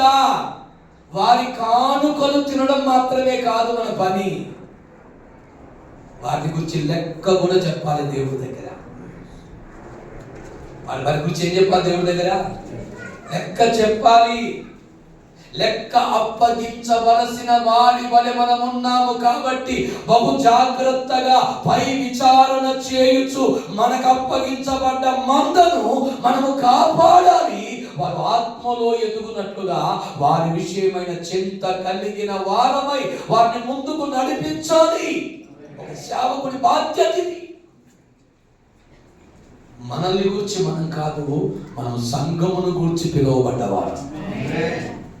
ఎవరిని గురించి? సేవకుని పిలువబడ్డ. నీవు సేవే కట్టబడకపోతే నీ పిలిపేందుకు? నిన్ను పిలిచేందుకు? నీ పిలిపేందుకు? నువ్వు పిలిచేందుకు ఎందుకండి? దయచేసి ప్రియమైన దైవజనులారా, ఒక మంచి మాట చెప్తుంది కూడా, సంఘములను గురించిన చింత భారం పోలంటాడు కదా, దినము నాకు ఆ భారం ఏమైతుంది? ఎక్కువైతుంది. కాలం పెరుగుతున్నా కొలది భారం పెరిగే వారముగా ఉండాలి. దైవం ఏం కావాలండి? కాలం పెరుగుతున్నా కొలది భారం పెరగాలి. మనకి మన భారం అధికం అవ్వాలి. ఇంకేమి చెయ్యాలి, ఇంకేమి చెయ్యాలి, ఇంకేమి చెయ్యాలి. మొన్న అంటేనే 2 years బ్యాక్ అనుకుంటా ఒక స్థలాన్ని కొని మందిరం కట్టారు. మందిరం ఎంత అంటే దాదాపు 68 పొడవు ఉంటుంది, 45 వెడల్పు ఉంటుంది. స్లాబ్ వేసే పెద్ద మందిరం, చాలా అద్భుతంగా చక్కగా మందిరం అంతా నిర్మాణం పూర్తయింది. తెల్లవారితే మందిర ప్రతిష్ట, అన్ని ఏర్పాట్లు చేశాను. రాత్రి 1 గంట అవుతుంది తెల్లవారి ప్రతిష్ట. ఆ రాత్రి అదే మందిరంలో పడుకున్నాను. నేను చిన్న గది పక్కన కడితే గదిలో పడుకున్నాను. నేను పడుకుందామని గదిలోకి వెళ్ళి ప్రార్థన చేసుకుందామని మోకరించి కాసేపు ప్రార్థన చేసుకుని పడుకుందాం. రేపు ప్రతిష్ట కదా, ప్రభా నీ మహిమతో దిగి రావాలి. సొలొమోను మందిరాన్ని మీరు ప్రతిష్ఠించినట్టు ఈ మందిరం కూడా నీ నామ ఘనత కొరకు, సేవ కొరకు, అనేక ఆత్మల రక్షణ కొరకు ఇది ప్రతిష్ఠించబడాలి అంటూ రాత్రి ప్రార్థన చేసుకుంటూ, ప్రభా ఈ మందిరాన్ని కట్ట కృప చూపారు, ఈ మందిరాన్ని పూర్తి చేయడం కృప చూపారు, ఈ మందిరాన్ని రేపు నీ చేతుల్లో పెడుతున్నాను, నా బాధ్యత తీరిపోయింది అని ప్రార్థన చేస్తున్నాను. మందిరాన్ని కట్టాను, పూర్తి చేశాను, నా పని అయిపోయింది, నా బాధ్యత తీరింది. మందిరం మీదిగా, ఈ మందిరంలో మీరు పరిచయం జరిగించుకోవాలి, ఆత్మలను రక్షించుకోవాలి, మందిరం అడుగుపెట్టి వారి ప్రార్థనలు వినాలి. ఇట్లా సాగుతాను నా ప్రార్థన అంతా రాత్రి. ప్రభు ఏమన్నాడు తెలుసా? నాతో స్పష్టంగా విన్నా. ఆ మందిర ప్రతిష్టలో ఆ మాట చెప్పింది. ఆ రికార్డులో కూడా ఉంటుంది ఆ మాట. ఇప్పుడు యూట్యూబ్ రికార్డులో ఉంటాయి. ఏం చెప్పినా ఆ ప్రార్థన చేస్తున్న ప్రభు నాతో ఏం మాట్లాడాడంటే, శక్తికి మించిన ప్రయాణము నీ ముందు ఉంది, సిద్ధపడు అన్నాడు దేవుడు. నేనేమని ప్రార్థన చేస్తున్నా? ప్రభా మందిరం కట్టా, పూర్తి చేశా, మీ చేతుల్లో పెడుతున్నా, నా పని అయిపోయింది, ఇక మీరే అంత భారం అని నేనంటున్నా. ప్రభు ఏమంటున్నాను నాతో? శక్తికి మించిన ప్రయాణము నీ ముందు ఉంది, సిద్ధపడు. ఏంటి? ఈ మందిరం కట్టడానికి నేను ఎంత కష్టపడ్డా, ఎంత ప్రయాసపడ్డా, ఎంత డబ్బు పెట్టా, ఎన్ని సమస్యలు ఎదుర్కొన్నా, ఎన్ని చేసా ప్రభా, ఇంకా శక్తికి మించిన ప్రయాణం అంటున్నావు ఏంటయ్యా? మీరు నమ్మండి, ఒక 40-50 లక్షలు ఖర్చు వచ్చిన మందిరానికి. అది పూర్తి అయిన ఒక్క 1 మంత్లో అక్టోబర్ 13వ తారీఖు దాన్ని ప్రతిష్ఠించాను. నవంబర్లో హనుమకొండలో మందిరం కొరకు 500 గజాల స్థలం కొన్నాను. 500 యార్డ్స్ కొన్నాను. దానికి 1,60,00,000 అయింది. ఈ మందిరం పూర్తి చేసిన రోజు నేను ప్రార్థన చేసిన ప్రభు నాతో మాట్లాడాను. నా దగ్గర ₹1 కూడా లేదు అడ్వాన్స్ ఇవ్వడానికి, ఇది ఆ స్థలం కొనడానికి. ప్రభు చెప్పాడు, వెళ్ళాను. అడ్వాన్స్ ఒక చర్చ్ ఫండ్ ఒక 10,000 ఉండగా ఒక 640,000 అప్పుగా తీసుకొని 50,000 అక్కడ ఇచ్చేసాను. అడ్వాన్స్ కట్టేసాను. వచ్చాను, ఇంట్లో కూర్చొని ప్రార్థన చేస్తున్నాను. ఇంకా మరలా పోరాటం స్టార్ట్ అయింది. నాకు ఇప్పుడు ఏం జ్ఞాపకం వస్తుంది? అర్ధరాత్రి నేను చేస్తుంటే ప్రభు నాతో మాట్లాడే మాటలు జ్ఞాపకం వస్తున్నాయి. ఏమన్నాడు? శక్తికి మించిన ప్రయాణం నీ ముందు సిద్ధపడు. ఇదే నా ప్రయాణం. హల్లెలూయా. మందిరానికి స్థలం 2 సంవత్సరాలు అవుతుంది. ఇప్పటికి ప్రయాణం, పోరాటం సాగుతూనే ఉంది. మరలా మందిరం పూర్తయ్యేంత వరదాకా విశ్రాంతి లేదు. హల్లెలూయా. అయిపోయింది అనేది లేదు సేవకుడికి. ఎప్పుడు భారం కలిగి, విచారం కలిగి, చెంత కలిగి, భారం అధికమవుతూనే రావాలి. భారం తగ్గుతూ రాకూడదు. 10 మంది ఆత్మలను సంపాదించి సరిపోయింది అనుకోవద్దు. 100 మందిని సంపాదించి అయిపోయింది అనుకోవద్దు. చిన్న మందిరం కట్టి అయిపోయింది అనుకోవద్దు. స్తోత్రం. హల్లెలూయా. అప్పుడు నా చేత దేవుడు ఇప్పటికి దాదాపుగా ఒక 6-7 మందిరాలు కట్టించుకున్నాడు. స్తోత్రం. హల్లెలూయా. మీకు ఒక మాట చెప్పనా? అరణ్యానికి వెళ్ళి కమ్మలు కొట్టి, కర్రలు కొట్టి తీసుకొచ్చి కమ్మలతో మందిరం కట్టా, రేకులతో మందిరం కట్టా, స్లాబులతో మందిరం కట్టా, రకరకాలుగా మందిరం కడుతూనే వస్తున్నా.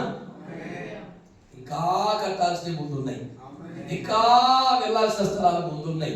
ఇంకా అనేక ప్రాంతాల్లో ఖమ్మంలో ఒక మందిరాన్ని ప్రారంభించే స్లాబ్ లెవెల్ వచ్చింది. స్లాబ్ పడాలి. అక్కడ ఉన్న సేవకుడు ఫోన్ చేసి, అయ్యా ఎప్పుడు స్లాబ్ వేద్దాం? ఆగండి, ప్రార్థన చేస్తున్నా. దేవుడు చేతికి ఇవ్వగానే చేసేద్దామని చెబుతున్నా. ఒక భారం, సేవను గురించిన భారం, ఆత్మల గురించిన భారం, సంఘాల గురించిన భారం, పరిచయం గురించిన భారం. మీరు ఈరోజు ఇంటికి వచ్చి ఒకవేళ మీరు నా ఇల్లును చూస్తే ఆశ్చర్యపోతారు. నా ఇల్లు ఎంత ఉంటుంది అంటే ఇట్లా ఇదిగా 3 గదులు ఉంటాయి. ఒకటేమో ఎవరైనా కూర్చోడానికి, ఒకటి మా పిల్లలు పాస్టర్లో ఉండడానికి. ఈ పక్కన 8 ఫీట్లు 11 ఫీట్ల వెడల్పుతో ఒక చిన్న గది ఉంటుంది. నాది 8 ఫీట్ల వెడల్పు ఉంటుంది, 11 ఫీట్ల పొడవు ఉంటుంది. ఆ చిన్న మంచం ఉంటుంది అందులో. ఇక అంతే. ఆ చిన్న గదిలోనే చాలా మంది అంటారు, ఇప్పుడు ఇంత పెద్ద పెద్ద మందిరాలు కట్టారు కదా, ఇన్ని స్థలాలు ఉన్నారు కదా, ఇంత చిన్న గదిలో ఉండడం ఎందుకు అవసరం? దేవుడు ఎంతవరకు నాతో ఇల్లు కట్టుకోమని చెప్పలే, కట్టమని చెప్తే కట్టుకుంటా. దేవుడు ఏం చెప్తున్నాడు నాకు? మందిరాలే కట్టు, ఇదే చెప్తున్నాడు నాతో.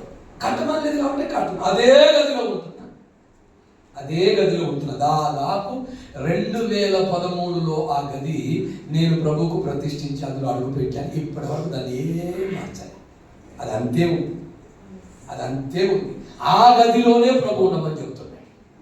చాలాసార్లు ప్రభుని అడిగా, ప్రభు చిన్నగా ఉంది కదా ప్రభు, కొంచెం పెద్దగా ఉంటే బాగుండు కదా ప్రభు అంటే, ప్రభు ఏ ఒక్క రోజు కూడా నువ్వు ఇల్లు కట్టుకోవాలని చెప్పలే.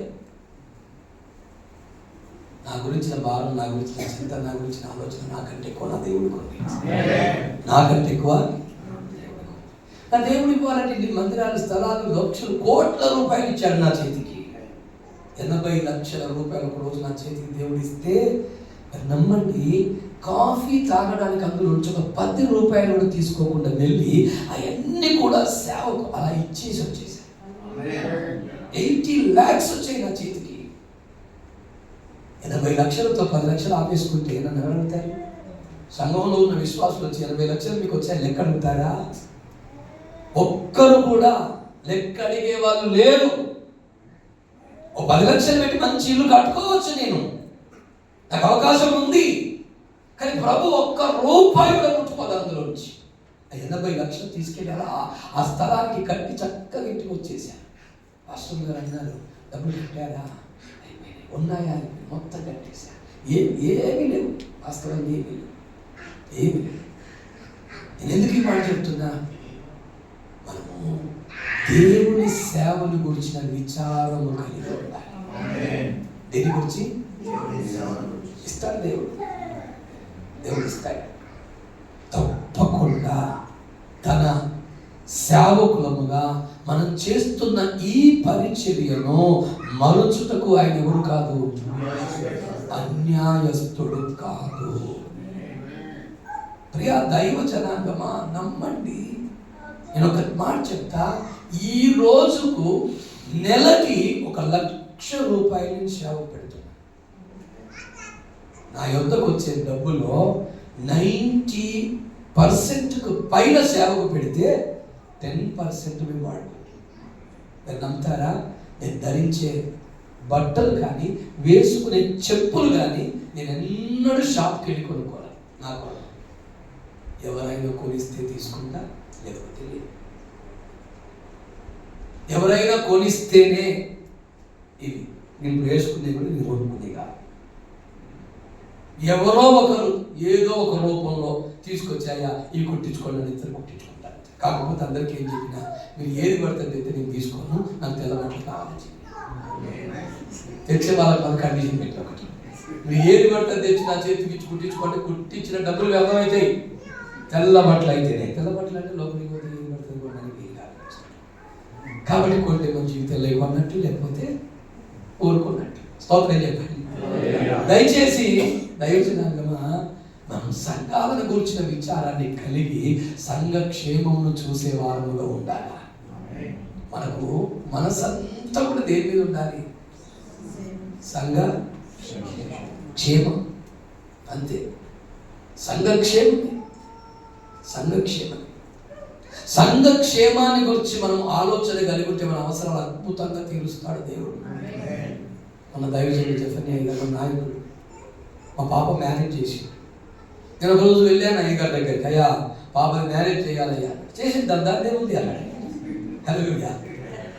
ఎప్పుడో చెప్పేసే, డేట్ నువ్వు పెడతావు, నేను పెడతావు అంటే మీరే పెట్టారు కదా. ఓకే, వచ్చేద్దాం, చేసేద్దాం అన్నాడు. వాస్తవం చెప్తున్నా, నా దగ్గర రూపాయి లేదు. అసలు ఇంకో మాట చెప్పాలని, పాపకు పెళ్లి చేద్దామని ఆలోచన లేదు నాకు. ఫస్ట్ పాపకు మ్యారేజ్ చేద్దామని ఆలోచన లేదు నా లోపల. చదువుతుంది కదా, చదువుకొని అంతే. కానీ అన్ఎక్స్పెక్టెడ్లీ సంబంధం వచ్చేసింది. బాబు విషయంలో ప్రార్థన చేస్తే దేవుడు మరి మాట మాట్లాడకుండా ఇచ్చేసేయని చెప్పాడు. ఓకే అన్నాను. నా దగ్గర రూపాయి లేదు. వాళ్ళు చెప్పారు, నా దగ్గర రూపాయి లేదు, రూపాయి కట్టం ఇయ్యా. యథార్థంగా చెప్తున్నా, నా దగ్గర రూపాయి లేదు, రూపాయి ఇచ్చేది లేదు మీకు అసలు. వాళ్ళు ఏమన్నా రూపాయి ఇచ్చేది లేదు, మాకు అవసరం లేదు, మరి మ్యారేజ్ చేయాలి. అయ్యగారి దగ్గరికి వెళ్ళాను. ఫిబ్రవరి 26వ తారీఖు డేట్ ఇచ్చి ఆయన తీసుకున్నా, వచ్చేసిన, ప్రార్థన చేస్తున్నా. డబ్బులు కావాలి. ఎక్కడి నుంచి వస్తాయి? ఎవరు ఇస్తారు? ఇప్పుడు సంఘానికి వచ్చి సంఘంలో ప్రకటన చేసి మా అమ్మాయి మ్యారేజ్ చేస్తున్నారు, మీరు ఏమి ఇస్తారు చెప్పండి. అది లేదు మన దేవుడు, మనకు అది లేదు. సంఘంలో ఒక్క మాట కూడా చెప్పాలి, మ్యారేజ్కి మీరు సహకరించండి, ఏమైనా ప్రేరేపించబడితే ఇవ్వండి, ఒక్క మాట కూడా చెప్పాలి. ప్రార్థన చేస్తున్నారు, నేను నమ్మండి. ఆశ్చర్య రీతిగా ఒక బ్రదర్ 3 లక్షల రూపాయలు ఇచ్చాక, ఒక సిస్టర్ ప్రాస్ గారు ఇంటికి ఉన్నారా అంటే ఉన్నానమ్మా. ఇంటికి వచ్చి 1,00,000 రూపాయలు చేతిలో పెట్టి, ఇవి పాప పెళ్లి కొరకే మీరు వాడుకోవాలని. పెళ్లి ప్రారంభించినప్పుడు రూపాయి లేదు, మ్యారేజ్ అయిపోయినాక కూడా రూపాయి లేదు. కానీ మ్యారేజ్ మాత్రం జరిగింది. నీ విచారం సంఘం అయితే, నిన్ను గురించిన విచారం దేవుడిదైతే. నీ విచారం సంఘం అయితే, నిన్ను గురించిన విచారం ఎవరిదైతుంది? దేవుడిదైతుంది. దేవుడు ఉన్నాడు ఖచ్చితంగా. ఆమేన్, హల్లెలూయా. ఏం భయపడద్దు. మన అవసరాలు తీర్చుటకు మన దేవుడు సమర్థుడు. సంఘాన్ని గురించి విచారాన్ని కలిగి ఉందాం, భారాన్ని కలిగి ఉందాం, పరిచర్య గురించిన చింత కలిగి ఉందాం, పరిచర్య కొరకైన ఆలోచన కలిగి ఉందాం. మన మనస్సంతా పరిచర్యతో నిండిపోవాలి. ఎలా చేయాలి, ఏ విధంగా చేయాలి, ఎలా చేయాలి. ఎప్పుడు ఏదో మీటింగ్, సంఘంలో ఎప్పుడు ఏదో మీటింగ్ ఉంటూనే ఉండాలి. సేవకుడు ప్రశాంతంగా రెస్ట్ తీసుకోవడానికి సమయం ఉండదు. రెస్ట్ ఉండదు అసలు సేవకుడికి ఏముండదు. సంఘానికి రెస్ట్ ఉండదు, సేవకుడికి రెస్ట్ ఉండదు. రెస్ట్ ఉంటే రెస్ట్ వచ్చేది. ఏమొచ్చేది? యుద్ధం చేయాల్సిన కాలంలో మన సహోదరుడు ఎవరు ఎక్కడికి పోయి ఉన్నాడు? మంచిగా నిద్రపోయాడట అయ్యగారు. లేచి పాపంలో పడిపోయాడు. హల్లెలూయా. రెస్ట్ తీసుకుంటే ఏమవుతాం?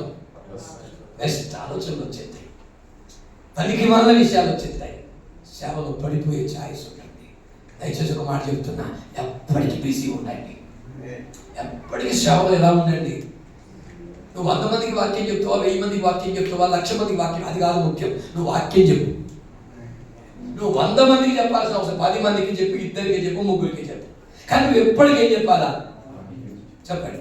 బిజీ ఉండాలి సేవలో, నీకు పని ఉండాలి సేవలో. ఎప్పటికీ పని కలిగి ఉండు సేవలో, పని లేకుండా ఉండదు సేవలో. సేవలో పని లేకుండా ఉండదు, పని కలిగి ఉండు. వారానికి 2 క్లాసులు లాగా ఉండకండి. ఆదివారం వాక్యం చెప్పి, మధ్యలో క్లాస్ చెప్పి, ఏదో ఒక బైబిల్ స్టడీ చెప్పి, మిగతా టైం అంతా ఖాళీ, ఏ పనిదిగా అస్సలు. ఆ పరిస్థితే దేవుని సేవకుడికి ఉండదు. ఎవరో పిలిస్తే వాక్యం, ఇప్పుడు నన్ను పిలుస్తున్నారు చాలా మంది వాక్యం చెప్పడానికి. కానీ ఒక మాట చెప్పనా, నన్ను ఎవ్వరూ పిలవని కాలంలో కూడా నాకు 6 దినములు పని ఉండేది. ఏమీ పని లేని దినమున సాయంత్రం వెళ్ళి జెండా గద్దెలు ఉంటాయి చూసిన మూల మీద అక్కడ గ్రామాల్లో జెండా గద్దెల మీద నిలబడి పాట పాడి సువార్త ప్రకటించి వాక్యం చెప్పి వచ్చిన దినం నాకు 100 పనులు ఉన్నాయి. అట్లాంటి ఖాళీ ఇంటిగా ఉండే పని. సాయంత్రం వెళ్ళి ఆ గద్దె మీద నిలబడి అలా సువార్త ప్రకటించి, ఏదైనా వింటే విన్నారు, లేకపోతే లేదు. వింటే విన్నారు, లేకపోతే లేదు. వెళ్ళి సువార్త ప్రకటించి అందరికి సువార్త చెప్పొచ్చేవారు, లేకపోతే ఇంటికి సువార్త చెప్పొచ్చేవారు. పని ముఖ్యానికి ఏం కలిగి ఉండాలి? పని. సేవలో పని కలిగి ఉండాలి, పని లేకుండా ఉండకండి.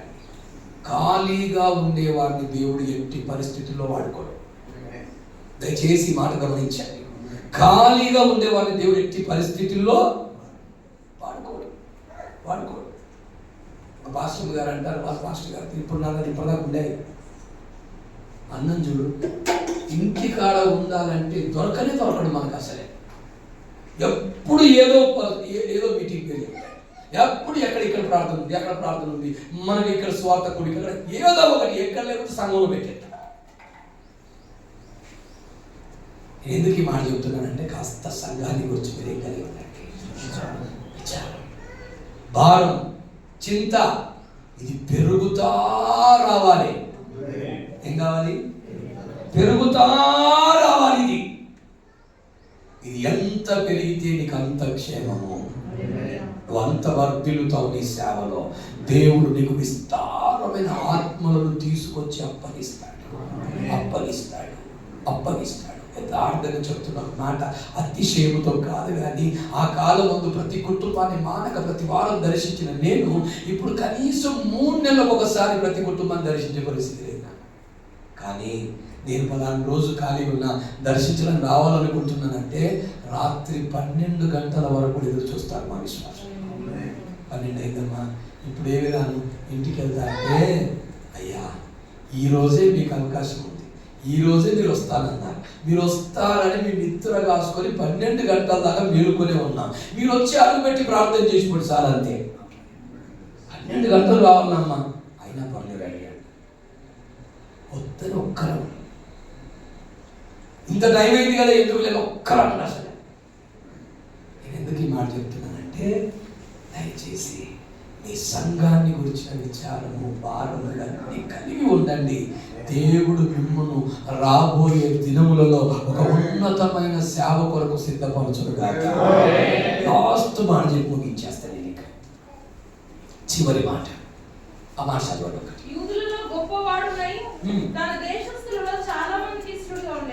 యూదులలో గొప్పవాడై గొప్పవాడయ్యాడు. ఇప్పుడు యూదుల్లో ఏమయ్యాడైనా అంటే మామూలు వాచ్మెన్ గా ఉన్నటువంటి మొర్దెకై ఇప్పుడు ఏమైపోయాడు? ప్రధానమంత్రి అయిపోయాడు. గొప్పవాడు అయ్యాడా లేదా? కానీ గొప్పవాడైన తరువాత తన ప్రజలకు ఎలా ఉన్నాడట ఆయన? ఒక మాట చెప్పండి, గొప్ప వాళ్ళైన తర్వాత ఇష్టలు ఎంతమంది ఉంటారు? కష్టం. ఇంతకుముందు మంచిగా మాట్లాడతారా, ప్రేమతో మాట్లాడేవారా? ఇంతకుముందు కలిస్తే నమస్తే చెప్పేవాడు, పలకరించేవాడు. చూడు ఇప్పుడు కొంచెం పెరిగాడు, గొప్పోడు అయిపోయాడు. వాడు ఎవరిని పడుచుకోవట్లా, ఎవరితో మాట్లాడట్లా, ఎవరిని చూడట్లా అంటారా? అంటే గొప్పవాడైన తర్వాత కూడా ఈ మొర్దెకై ఎలా ఉన్నాడు? తన జనులకు ఇష్టుడిగా. ఈరోజు ఒక మంచి మాట చెప్తున్న, దైవ జనుడు అన్య జనులకు కానీ సంఘానికి కానీ ఇష్టమైన వాడిగా ఉండాలి. ఎలా ఉండాలండి? నిన్ను చూసి ఇష్టపడాలి. నిన్ను చూసి ఏం చేయాలి? ప్రజలు ఇష్టపడాలి, నీతో మాట్లాడడానికి ఇష్టపడాలి, నీతో సహవాసం చేయడానికి ఇష్టపడాలి, నీ యొద్దకు రావడానికి ఇష్టపడాలి, నీతో ప్రార్థన చేసుకోవడానికి ఇష్టపడాలి, నీ ద్వారా ఆశీర్వదించబడడానికి ఇష్టపడాలి. ఆ దైవజనుడు మా ఇంట్లో అడుగు పెడితే మేము ఆశీర్వదించబడతాం. ఆ దైవజనుడు ఒక చిన్న చేయి పెట్టి ప్రార్థన చేస్తే మేము ఆశీర్వదించబడతాం. ఆ దైవజనుడు మా ఇంట్లోకి వచ్చి అడుగు పెడితే చాలు మాకు ఆశీర్వాదం. అంత ఇష్టపడాలి. నేను ఏం చేయాలండి? ఇష్టడిగా ఉండాలి, ఇష్టమైన వ్యక్తిగా ఉండాలి. నిజం చెప్తున్న సేవకులుగా మనం ఇతరుల చేత మనల్ని అయిష్టమైన వ్యక్తులుగా చూసేటట్టుగా ఉండకూడదు. ఇది ప్రధానమైన విషయం. మీకు మంచి మాట చెప్తా. దైవజనుడైన అబ్రహాము ఆ కానాను దేశానికి వెళ్ళిన తర్వాత కొంతకాలానికి తన భార్య చనిపోయింది. ఎవరు భార్య అంటే? శారా. ఈ శారమ్మను చనిపోయినప్పుడు ఆమెను సమాధి చేయాలి కదా. నా కళ్ళు ముందు చనిపోయిన నా భార్యను సమాధి చేయనట్లుగా నాకు కాస్త స్థలం కావాలి అని చెప్పి ఆ దేశస్తులతో మాట్లాడుతారు. ఆ దేశస్తులు ఇప్పుడు అబ్రహామును చూసి ఏమన్నారు? కదా చదువు. అయ్యా మా మాట వినుము, నీవు మా మధ్యను మహారాజు అయినావు. మా శ్మశాన భూములలో అతి శ్రేష్టమైన దానిని పొందిన నీ భార్యను పాతి పెట్టుము. ఏమన్నారు? అతి శ్రేష్టమైన. చూసారా? అబ్రహాం అడుగుతున్నాడు, అయ్యా నా భార్య చనిపోయింది, తను నా కళ్ళ మీద ఉండకున్నట్లుగా ఆమెను పాతి పెట్టాలి, కాబట్టి నాకు కాస్త శ్మశాన భూమి కావాలి అని ఆ దేశస్తుని అడిగితే వాళ్ళు అంటున్నారు అబ్రహాముతో, అయ్యా నీవు మా మధ్యలో మహారాజు అయి ఉన్నావు, మా శ్మశాన భూములలో అతి శ్రేష్టమైన దానిలో నీ భార్యని ఏం చేయి? మా దగ్గర ఉన్న భూముల్లో మీకు ఇవ్వము అని దేని విషయమై అభ్యంతరము నేను చెప్పము. ఇవ్వము అనే మాట మా నోట రాదు మీకు. కనుక నీకు ఏది ఇష్టమో అక్కడ మీరు పాతి పెట్టండి. ఒక మాట, ఈయన ఎవరక్కడ? పరదేశి, ఆ దేశస్తుడు కాదు, వారితో పాటు ఉన్నవాడు కాదు.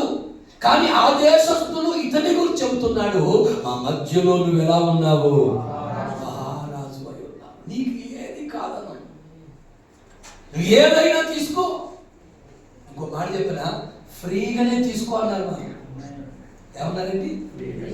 డబ్బులు వస్తాయా? ఫ్రీగా తీసేసుకో. నీకు ఇష్టమైన స్థలం తీసుకో, నీకు నచ్చిన స్థలం తీసుకో, ఎక్కడైనా నీ భార్యను పాతి పెట్టుకో, నీ ఇష్టం. అక్కడ ఉన్న ప్రజలకి అబ్రహాము ఇంత ఇష్టడిగా ఎలా మారగలిగాడు? పరదేశండి. సేవలో మనం కూడా ఎవరని ఇప్పుడు ఎక్కడున్నా మన పరిస్థితి పుట్టిన చోట ఉన్నోళ్ళమైతే ఎవరు కాదు. హల్లెలూయా. పుట్టిందో చోట పెరిగిందో చోట ఇప్పుడు ఉండేది అనా కదా? పుట్టిందో చోట పెరిగిందో చోట ఉండేది వేరే చోట ఎక్కడో మనకు తెలియని ప్రాంతానికి మనల్ని ఎరగని ప్రజల మధ్య వెళ్ళాము. మనం ఇప్పుడు మనకు తెలియని ప్రజలు వాళ్ళు. మనం ఎవరో వాళ్ళకి తెలియదు, వాళ్ళెవరో మనకు తెలియదు. మనం వెళ్ళాము ఆ ప్రాంతంలో, యేసయ్య నామం అడుగు పెట్టాము, పరిచర్య ప్రారంభించాము, అక్కడ బ్రతుకుతూ ఉన్నాము. అలా బ్రతుకుతున్న మనము ఆ ప్రజలకు ఎలా ఉండాలి? ఇష్టముగా. హల్లెలూయా. ఎప్పుడు ఇష్టముగా ఉంటామంటారు? ఇప్పుడు చాలా మంది సేవకులు ఏం చేస్తారు తెలుసా? సేవ చేసి పక్కన పెట్టి రాజకీయాల్లో వీళ్ళే ఉంటారు, గ్రామ పరిస్థితి వీళ్ళే ఉంటారు, ఎక్కడ చూడు వీళ్ళేది ఉండదు, వీళ్ళ మాట్లాడేది అన్నింటిలో తమ దొరుకుతారు. నేను ఒక పాస్టర్ గారి గురించి చెప్పదలుసు. పొద్దున్నే 7 గంటలు లేచి బ్రష్ చేసుకొని పోయి పెద్దలు కూర్చునే గవి ఉంటుంది చూసినావా, పెద్దలు కూర్చునే స్థలాలు ఉంటాయి చూసినా, ఊళ్ళో పెద్దలందరూ పొద్దున్నే కూర్చొని వాసుకి మాట్లాడతారు చూసినావా, వాళ్ళతో పోయి కూర్చుంటున్నాయి బ్రష్ చేసుకొని దైవజనులు అసలు అలాంటి వారి మధ్యలో కూర్చోవచ్చా? రాజకీయాలతో మనకేం పని? ఆ పనికి మన గ్రామంలో జరుగుతున్న విషయాలతో మనకేం పని? అలాంటి వారితో మనం ఎందుకు సహవాసం చేయాలి, కలిసి ఉండాలి, నడవాలి? అలాంటి వ్యక్తిని ఎవరు ఇష్టపడతారు?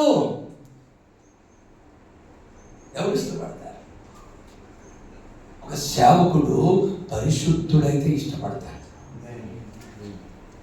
ఎవరైతే ప్రవర్తనలో, మాటలో, నడతలో, నడవడికలో, క్రియలలో, కార్యాలలో, చేయు సమస్త పనులలో పరిశుద్ధుడిగా బ్రతికితే ఇష్టపడతారు. ఎందుకు నేను గౌరవిస్తారు? ఎందుకు నీకు భయపడతారు? ఎందుకు నేను చూడగానే నేను ప్రేమించి ఇష్టపడి గౌరవించి గణపరుస్తారు? ఇప్పుడు నాతో కారు వచ్చింది, మా బాబు డ్రైవింగ్ చేసిన మా బహుమతి కొడుకు, ఆయన మా పాస్టర్ వాళ్ళ అన్న కొడుకు, నాతోనే తిరుగుతాడు, సేవ ఎక్కడికి వెళ్తాడు తీసుకెళ్తాడు. వాడు రోజు ఏం చేసిందంటే, నేను లేని కారులో వాడు ఒక్కడే నా కారు తీసుకొని పోతా ఉన్నాడు. నేను లేని కారు వాడు ఒక్కడే తీసుకొని పోతా ఉన్నాడట. వీడు కారులో పోతా ఉంటే కారులో ఉన్న వ్యక్తి, ఈ కారు అంటే అందరికి గుర్తేంటిది? పాస్టర్ గారి కారు. అన్ని జనులు, విశ్వాసులు, కార్యవాళ్ళు, గ్రామస్తులు వాళ్ళందరూ కూడా ఆయన చూడగానే కూర్చుని వాళ్ళు వందనాలు అయ్యి పెడుతున్నాడు. వీడియో మనసులో అయ్యగారు అందరూ నాకే వందనాలు పెడుతున్నాడు వీటిలో. ఆయన ఇంకొచ్చి అంటున్నాడు, నేను చాలా గ్రేట్ చేశాను. ఎందుకు? నేను వస్తా ఉంటే అక్కడి నుంచి ఇక్కడ దాకా అందరూ లేచిన వందనాలు చెప్తాను అన్నారు. నిజమానా? నీకే పెట్టారా? నిజం, నాకే పెట్టారు. అయితే మంచిది, ఇప్పుడు బైక్ వేసుకొని పొర పెడతాను. ఇప్పుడు బైక్ వేసుకొని పొర పెడతాను ఇక్కడంటే, ఇప్పుడు బైక్ వేసుకొని పోతే ఒక్కరా ఉంటా. నేను ఎందుకు మాట చెప్తున్నానంటే, ప్రజల మధ్య సేవకుడికి ఒక మంచి స్థానం కావాలి. ఏం కావాలా? ప్రజల మధ్య సేవకుడికి ఒక స్థానం కావాలి. అది పరిశుద్ధుడైన సేవకుడికే దొరుకుతుంది. మీరు అందరితో పాటు కూర్చొని ముచ్చట పెట్టండి, వాళ్ళు ఎక్కడికి చేస్తారు?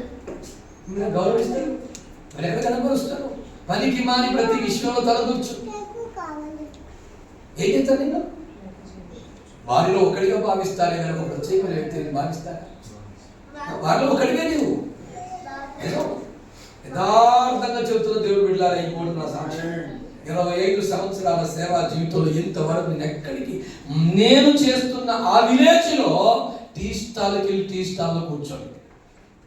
ఒకవేళ కటింగ్ ఎంచుకోవాలనుకుంటే ముందే ఫోన్ చేస్తా, బాబు ఖాళీ ఉందా?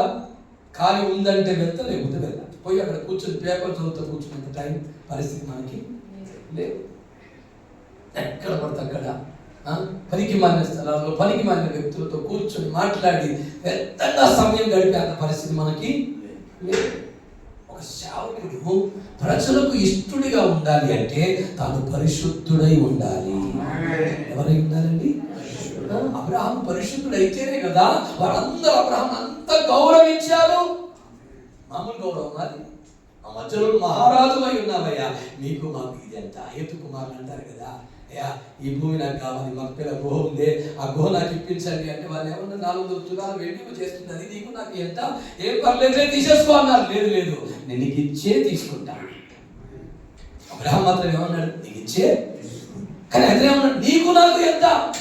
ఎవరైనా ఇది ఎవరు మధ్యలో? ఎవరండి? పరదేశీ. ఆ ప్రాంతపు వాడు కాదు, వారి కుటుంబపు వాడు కాదు, వారి రక్త సంబంధి కాదు, వారికి వీరికి ఏ సంబంధము లేదు. కానీ ఏమంటున్నాడు? నీకు నాకు ఇది ఎంత, తీసేసుకో. అని ఇంత మంచి పేరు ఎలా వచ్చింది అబ్రహాముకి? ఒక దైవజనుడిగా నీకున్న పేరేంటి నీ గ్రామంలో? నువ్వు చేస్తున్న సేవా ప్రాంతములో నిన్ను ఏమనుకుంటున్నారో?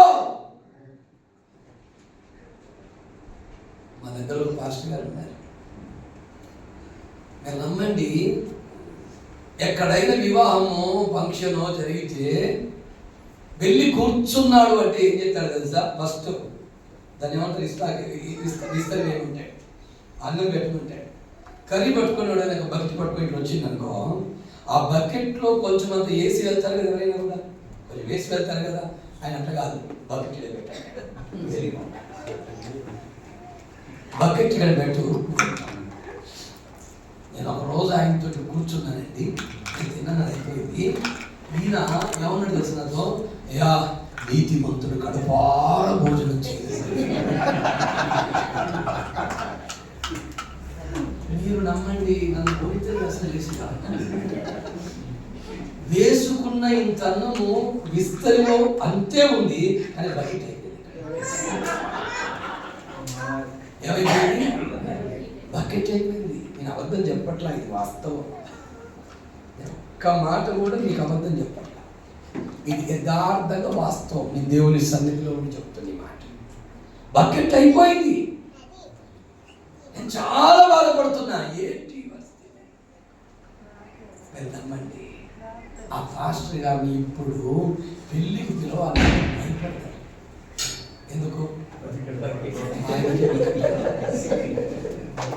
ఆయనకే మా పాస్టర్ గారు నాకు చెప్పిన మాట ఏంటంటే, నీ కడుపు నీ భార్యకు తప్ప నీ సంఘానికి సమాజానికి తెలియొద్దు అని చెప్పాడు.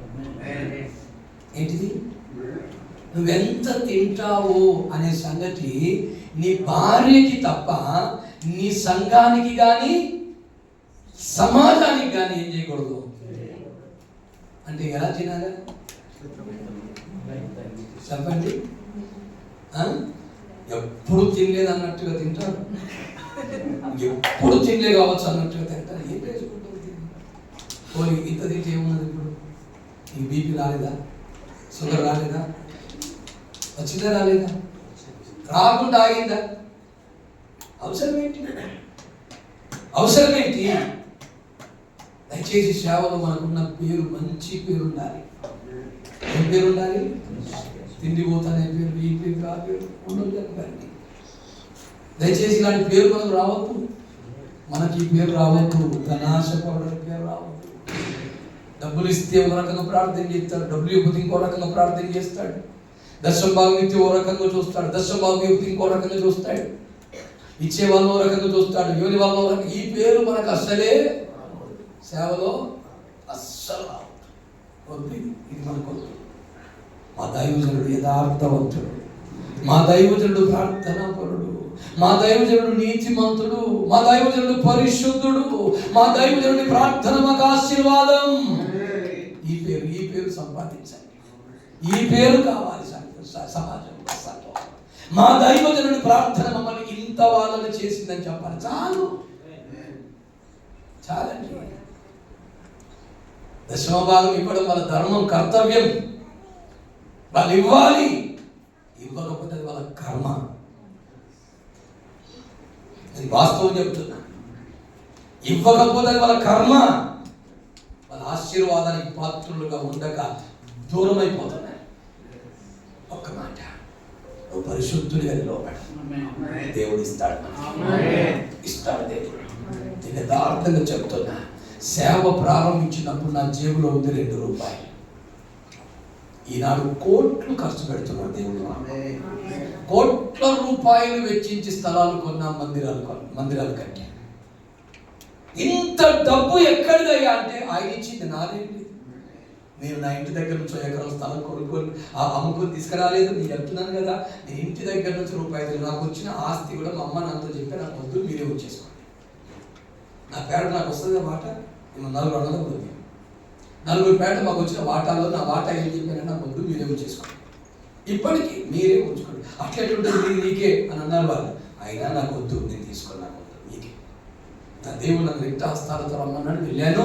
నా దేవుడు నాకు ఏది ఇస్తే అదే నా స్వాస్థ్యం, అదే నా సేవే నా స్వాస్థ్యం. నాకు ఏది వదన ఒక్క చెల్లి గవ్వముట్టుకునే వాళ్ళ ఆస్తి ఎప్పటికీ అంతే. అబ్రహాము నేను ధనవంతుని చేసినానని ఎవరు చెప్పకుండా నిమిత్తము నువ్వు పోగైనా చెప్పుల వారైనా ఎవరి దగ్గర ముట్టుకోలేదు. నా యుద్ధకు వచ్చి ఈరోజు నా ఇంటి వారు కానీ, పోనీ గ్రామం వారు కానీ, సంఘంలో ఉన్న ఏ వ్యక్తి చెప్పలేడు అబ్రహాము నేను ధనవంతుని చేసినానని. ఎవరు చెప్పలేరు ఈ మాట. నన్ను ధనవంతుని చేసింది నా దేవుడు, నన్ను ఈ స్థితికి తీసుకొచ్చింది నా దేవుడు, నన్ను అనేకుల ముందు నిలబెట్టింది నా దేవుడు, మందిరాలు కట్టించింది దేవుడు, పరిచర్య జరిగిస్తున్నది దేవుడు, ఆత్మలనిచ్చింది దేవుడు, ఈ కృపనిచ్చిందంత దేవుడే. ఈ క్రెడిట్ మొత్తం ఆయనదే. ఇదంతా ఎవరిది? ఆయనదే. మీరు ఎవ్వరు చెప్పలేని మాట, చెప్పడానికి అవకాశం ఇయ్యలేదు. అదే మంచి పేరు సంపాదించుకున్నాను. ఏ పేరండి? ఒక సందర్భంలో పౌలు గారు ఇక నీ ముఖాన్ని నేను చూడను అన్నాడు. ఏమన్నాడండి? అపోస్తలుల కార్యం 20:36 వాక్యాలు. ఒక్క మాట ముగించేస్తాను, సమయం కూడా చాలా ఎక్కువైంది, క్షమించండి. మరి ఏమి అనుకోదు, మళ్ళీ ఇప్పుడు సేవకులు కదా, ఎప్పుడో కలుస్తాను.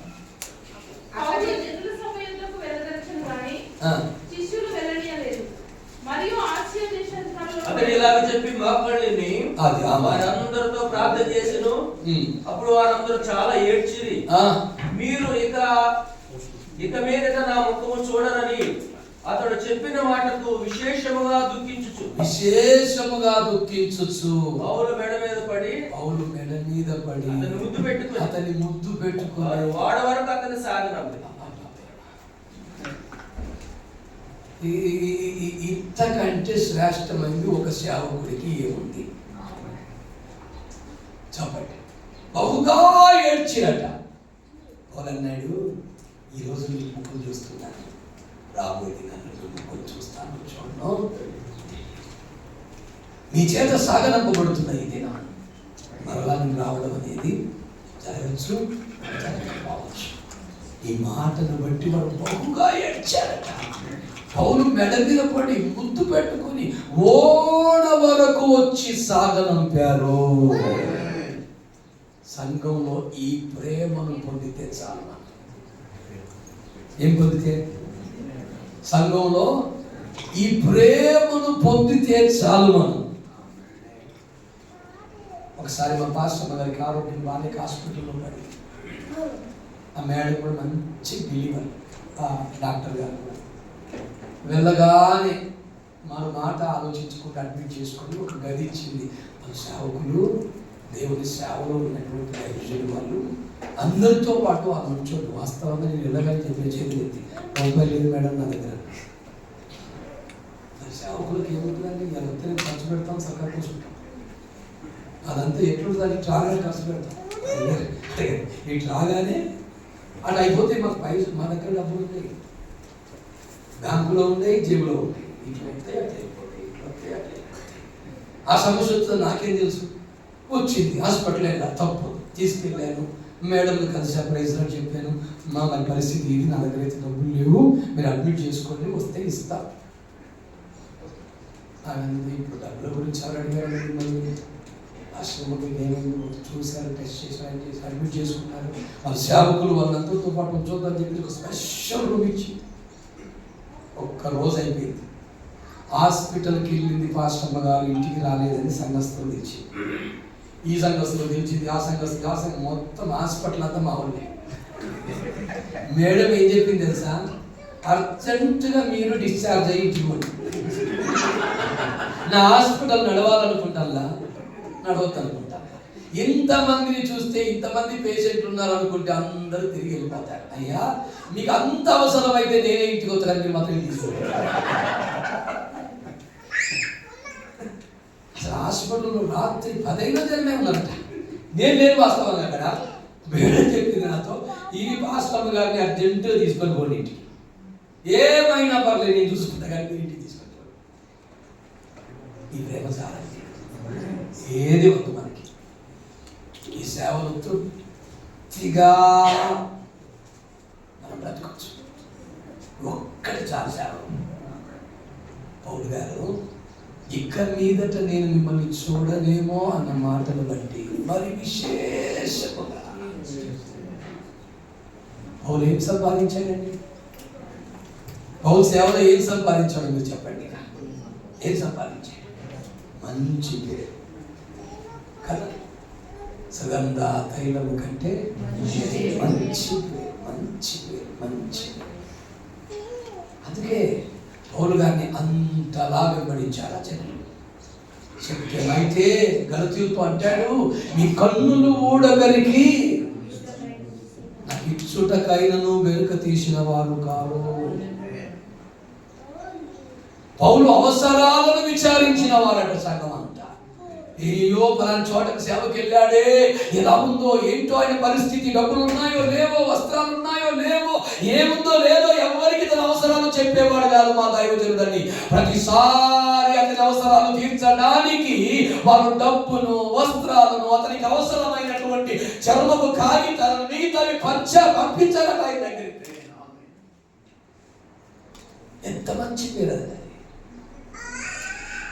మీరు ఆ పేరు సంపాదించండి, సంఘం మిమ్మల్ని గుండెల్లో పెట్టుకుంటారు. హల్లెలూయా. గుండెల్లో పెట్టుకుంటారు మిమ్మల్ని, చాలా ప్రేమిస్తుంది సంఘం. ఇంకే పేరు వద్దు, ఈ చాలు మన జీవితాల్లో. సేవకు వచ్చారు, సేవకు దేవుడు మనల్ని పిలిచాడు, చాలు ఇది సంపాదిస్తే ప్రభు ఎదుటికి వెళ్ళి ధైర్యంగా నిలబడవచ్చు. మనం ప్రభు ఎదుటికి వెళ్ళినప్పుడు ఎలా నిలబడవచ్చు? సిగ్గుపడి తలదించుకొని అవమాన భారముతో వద్దు మనకి సేవ. అవమాన భారముతో ప్రభు నిలబడే సేవ మనకు అస్సలే వద్దు. నిలబడదాం ప్రభు సన్నిధిలో, ధైర్యంగా నిలబడదాం. ఈ సేవను నీవు నాకు అప్పగించిన ఈ పనిని నేను పూర్తి చేశాను. అపోస్తలుడు పౌలు అంటాడు కదా, మంచి పోరాటమును నా పరుగును విశ్వాసమును కాపాడుకోండి. అదంతా కూడా చేసి ప్రభువు నిలబడ్డాడట. నీతి గల న్యాయాధిపతి అయిన దేవుడు అతనికి కిరీటమును ధరింపజేశాడు. సేవలు ఇంతకంటే ఏది మనకొద్దండి. దేవుడు మిమ్మల్ని ఆ రకంగా సిద్ధపరచునుగాక, ఆశీర్వదించునుగాక, అభిషేకించునుగాక, సేవలో బలమైన పాత్రలుగా ప్రతి వారిని దీవించునుగాక. ఒక ఉన్నతమైన అభిషేకము మీ తల మీద సంఘము ఉన్నట చూచుదురుగాక, చూచుదురుగాక. సంఘములో మీరు నిలవబడ్డ ప్రతిసారి ఒక అభిషేకము విడుదలగునుగాక. ఒక ఉన్నతమైన అభిషేకము చేత మీరు మండింపబడుతురుగాక. లేచి నిలబడదాం, ప్రభువును స్తుతిద్దాం. 2 నిమిషాలు మౌనంగా ఉండక అభిషేకం అనుభవిద్దాం, అభిషేకాన్ని అనుభవిద్దాం. ఇంకా శ్యామ దూలాల కబల రియాదాల కబల అభిషేకం యేసు నామములో ప్రతి వారి మీదికి దిగి వచ్చునుగాక. స్తుతి స్తుతి స్తుతి స్తుతి స్తుతి. ఇంకా శ్యామ దూలాల కబల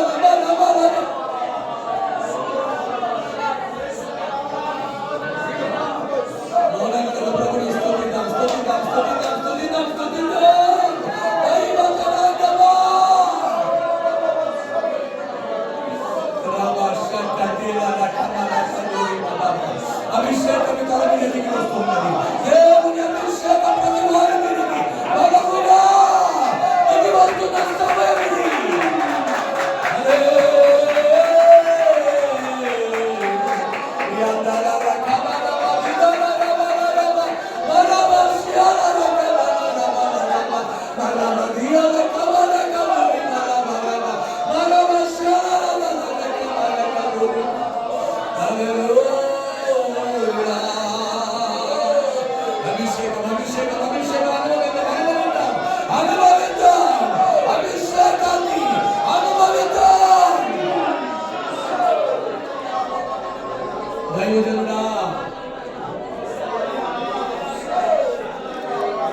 ప్రభునితోనే మాట్లాడుతున్నాడు. దైవజనుడైన మొర్దెకై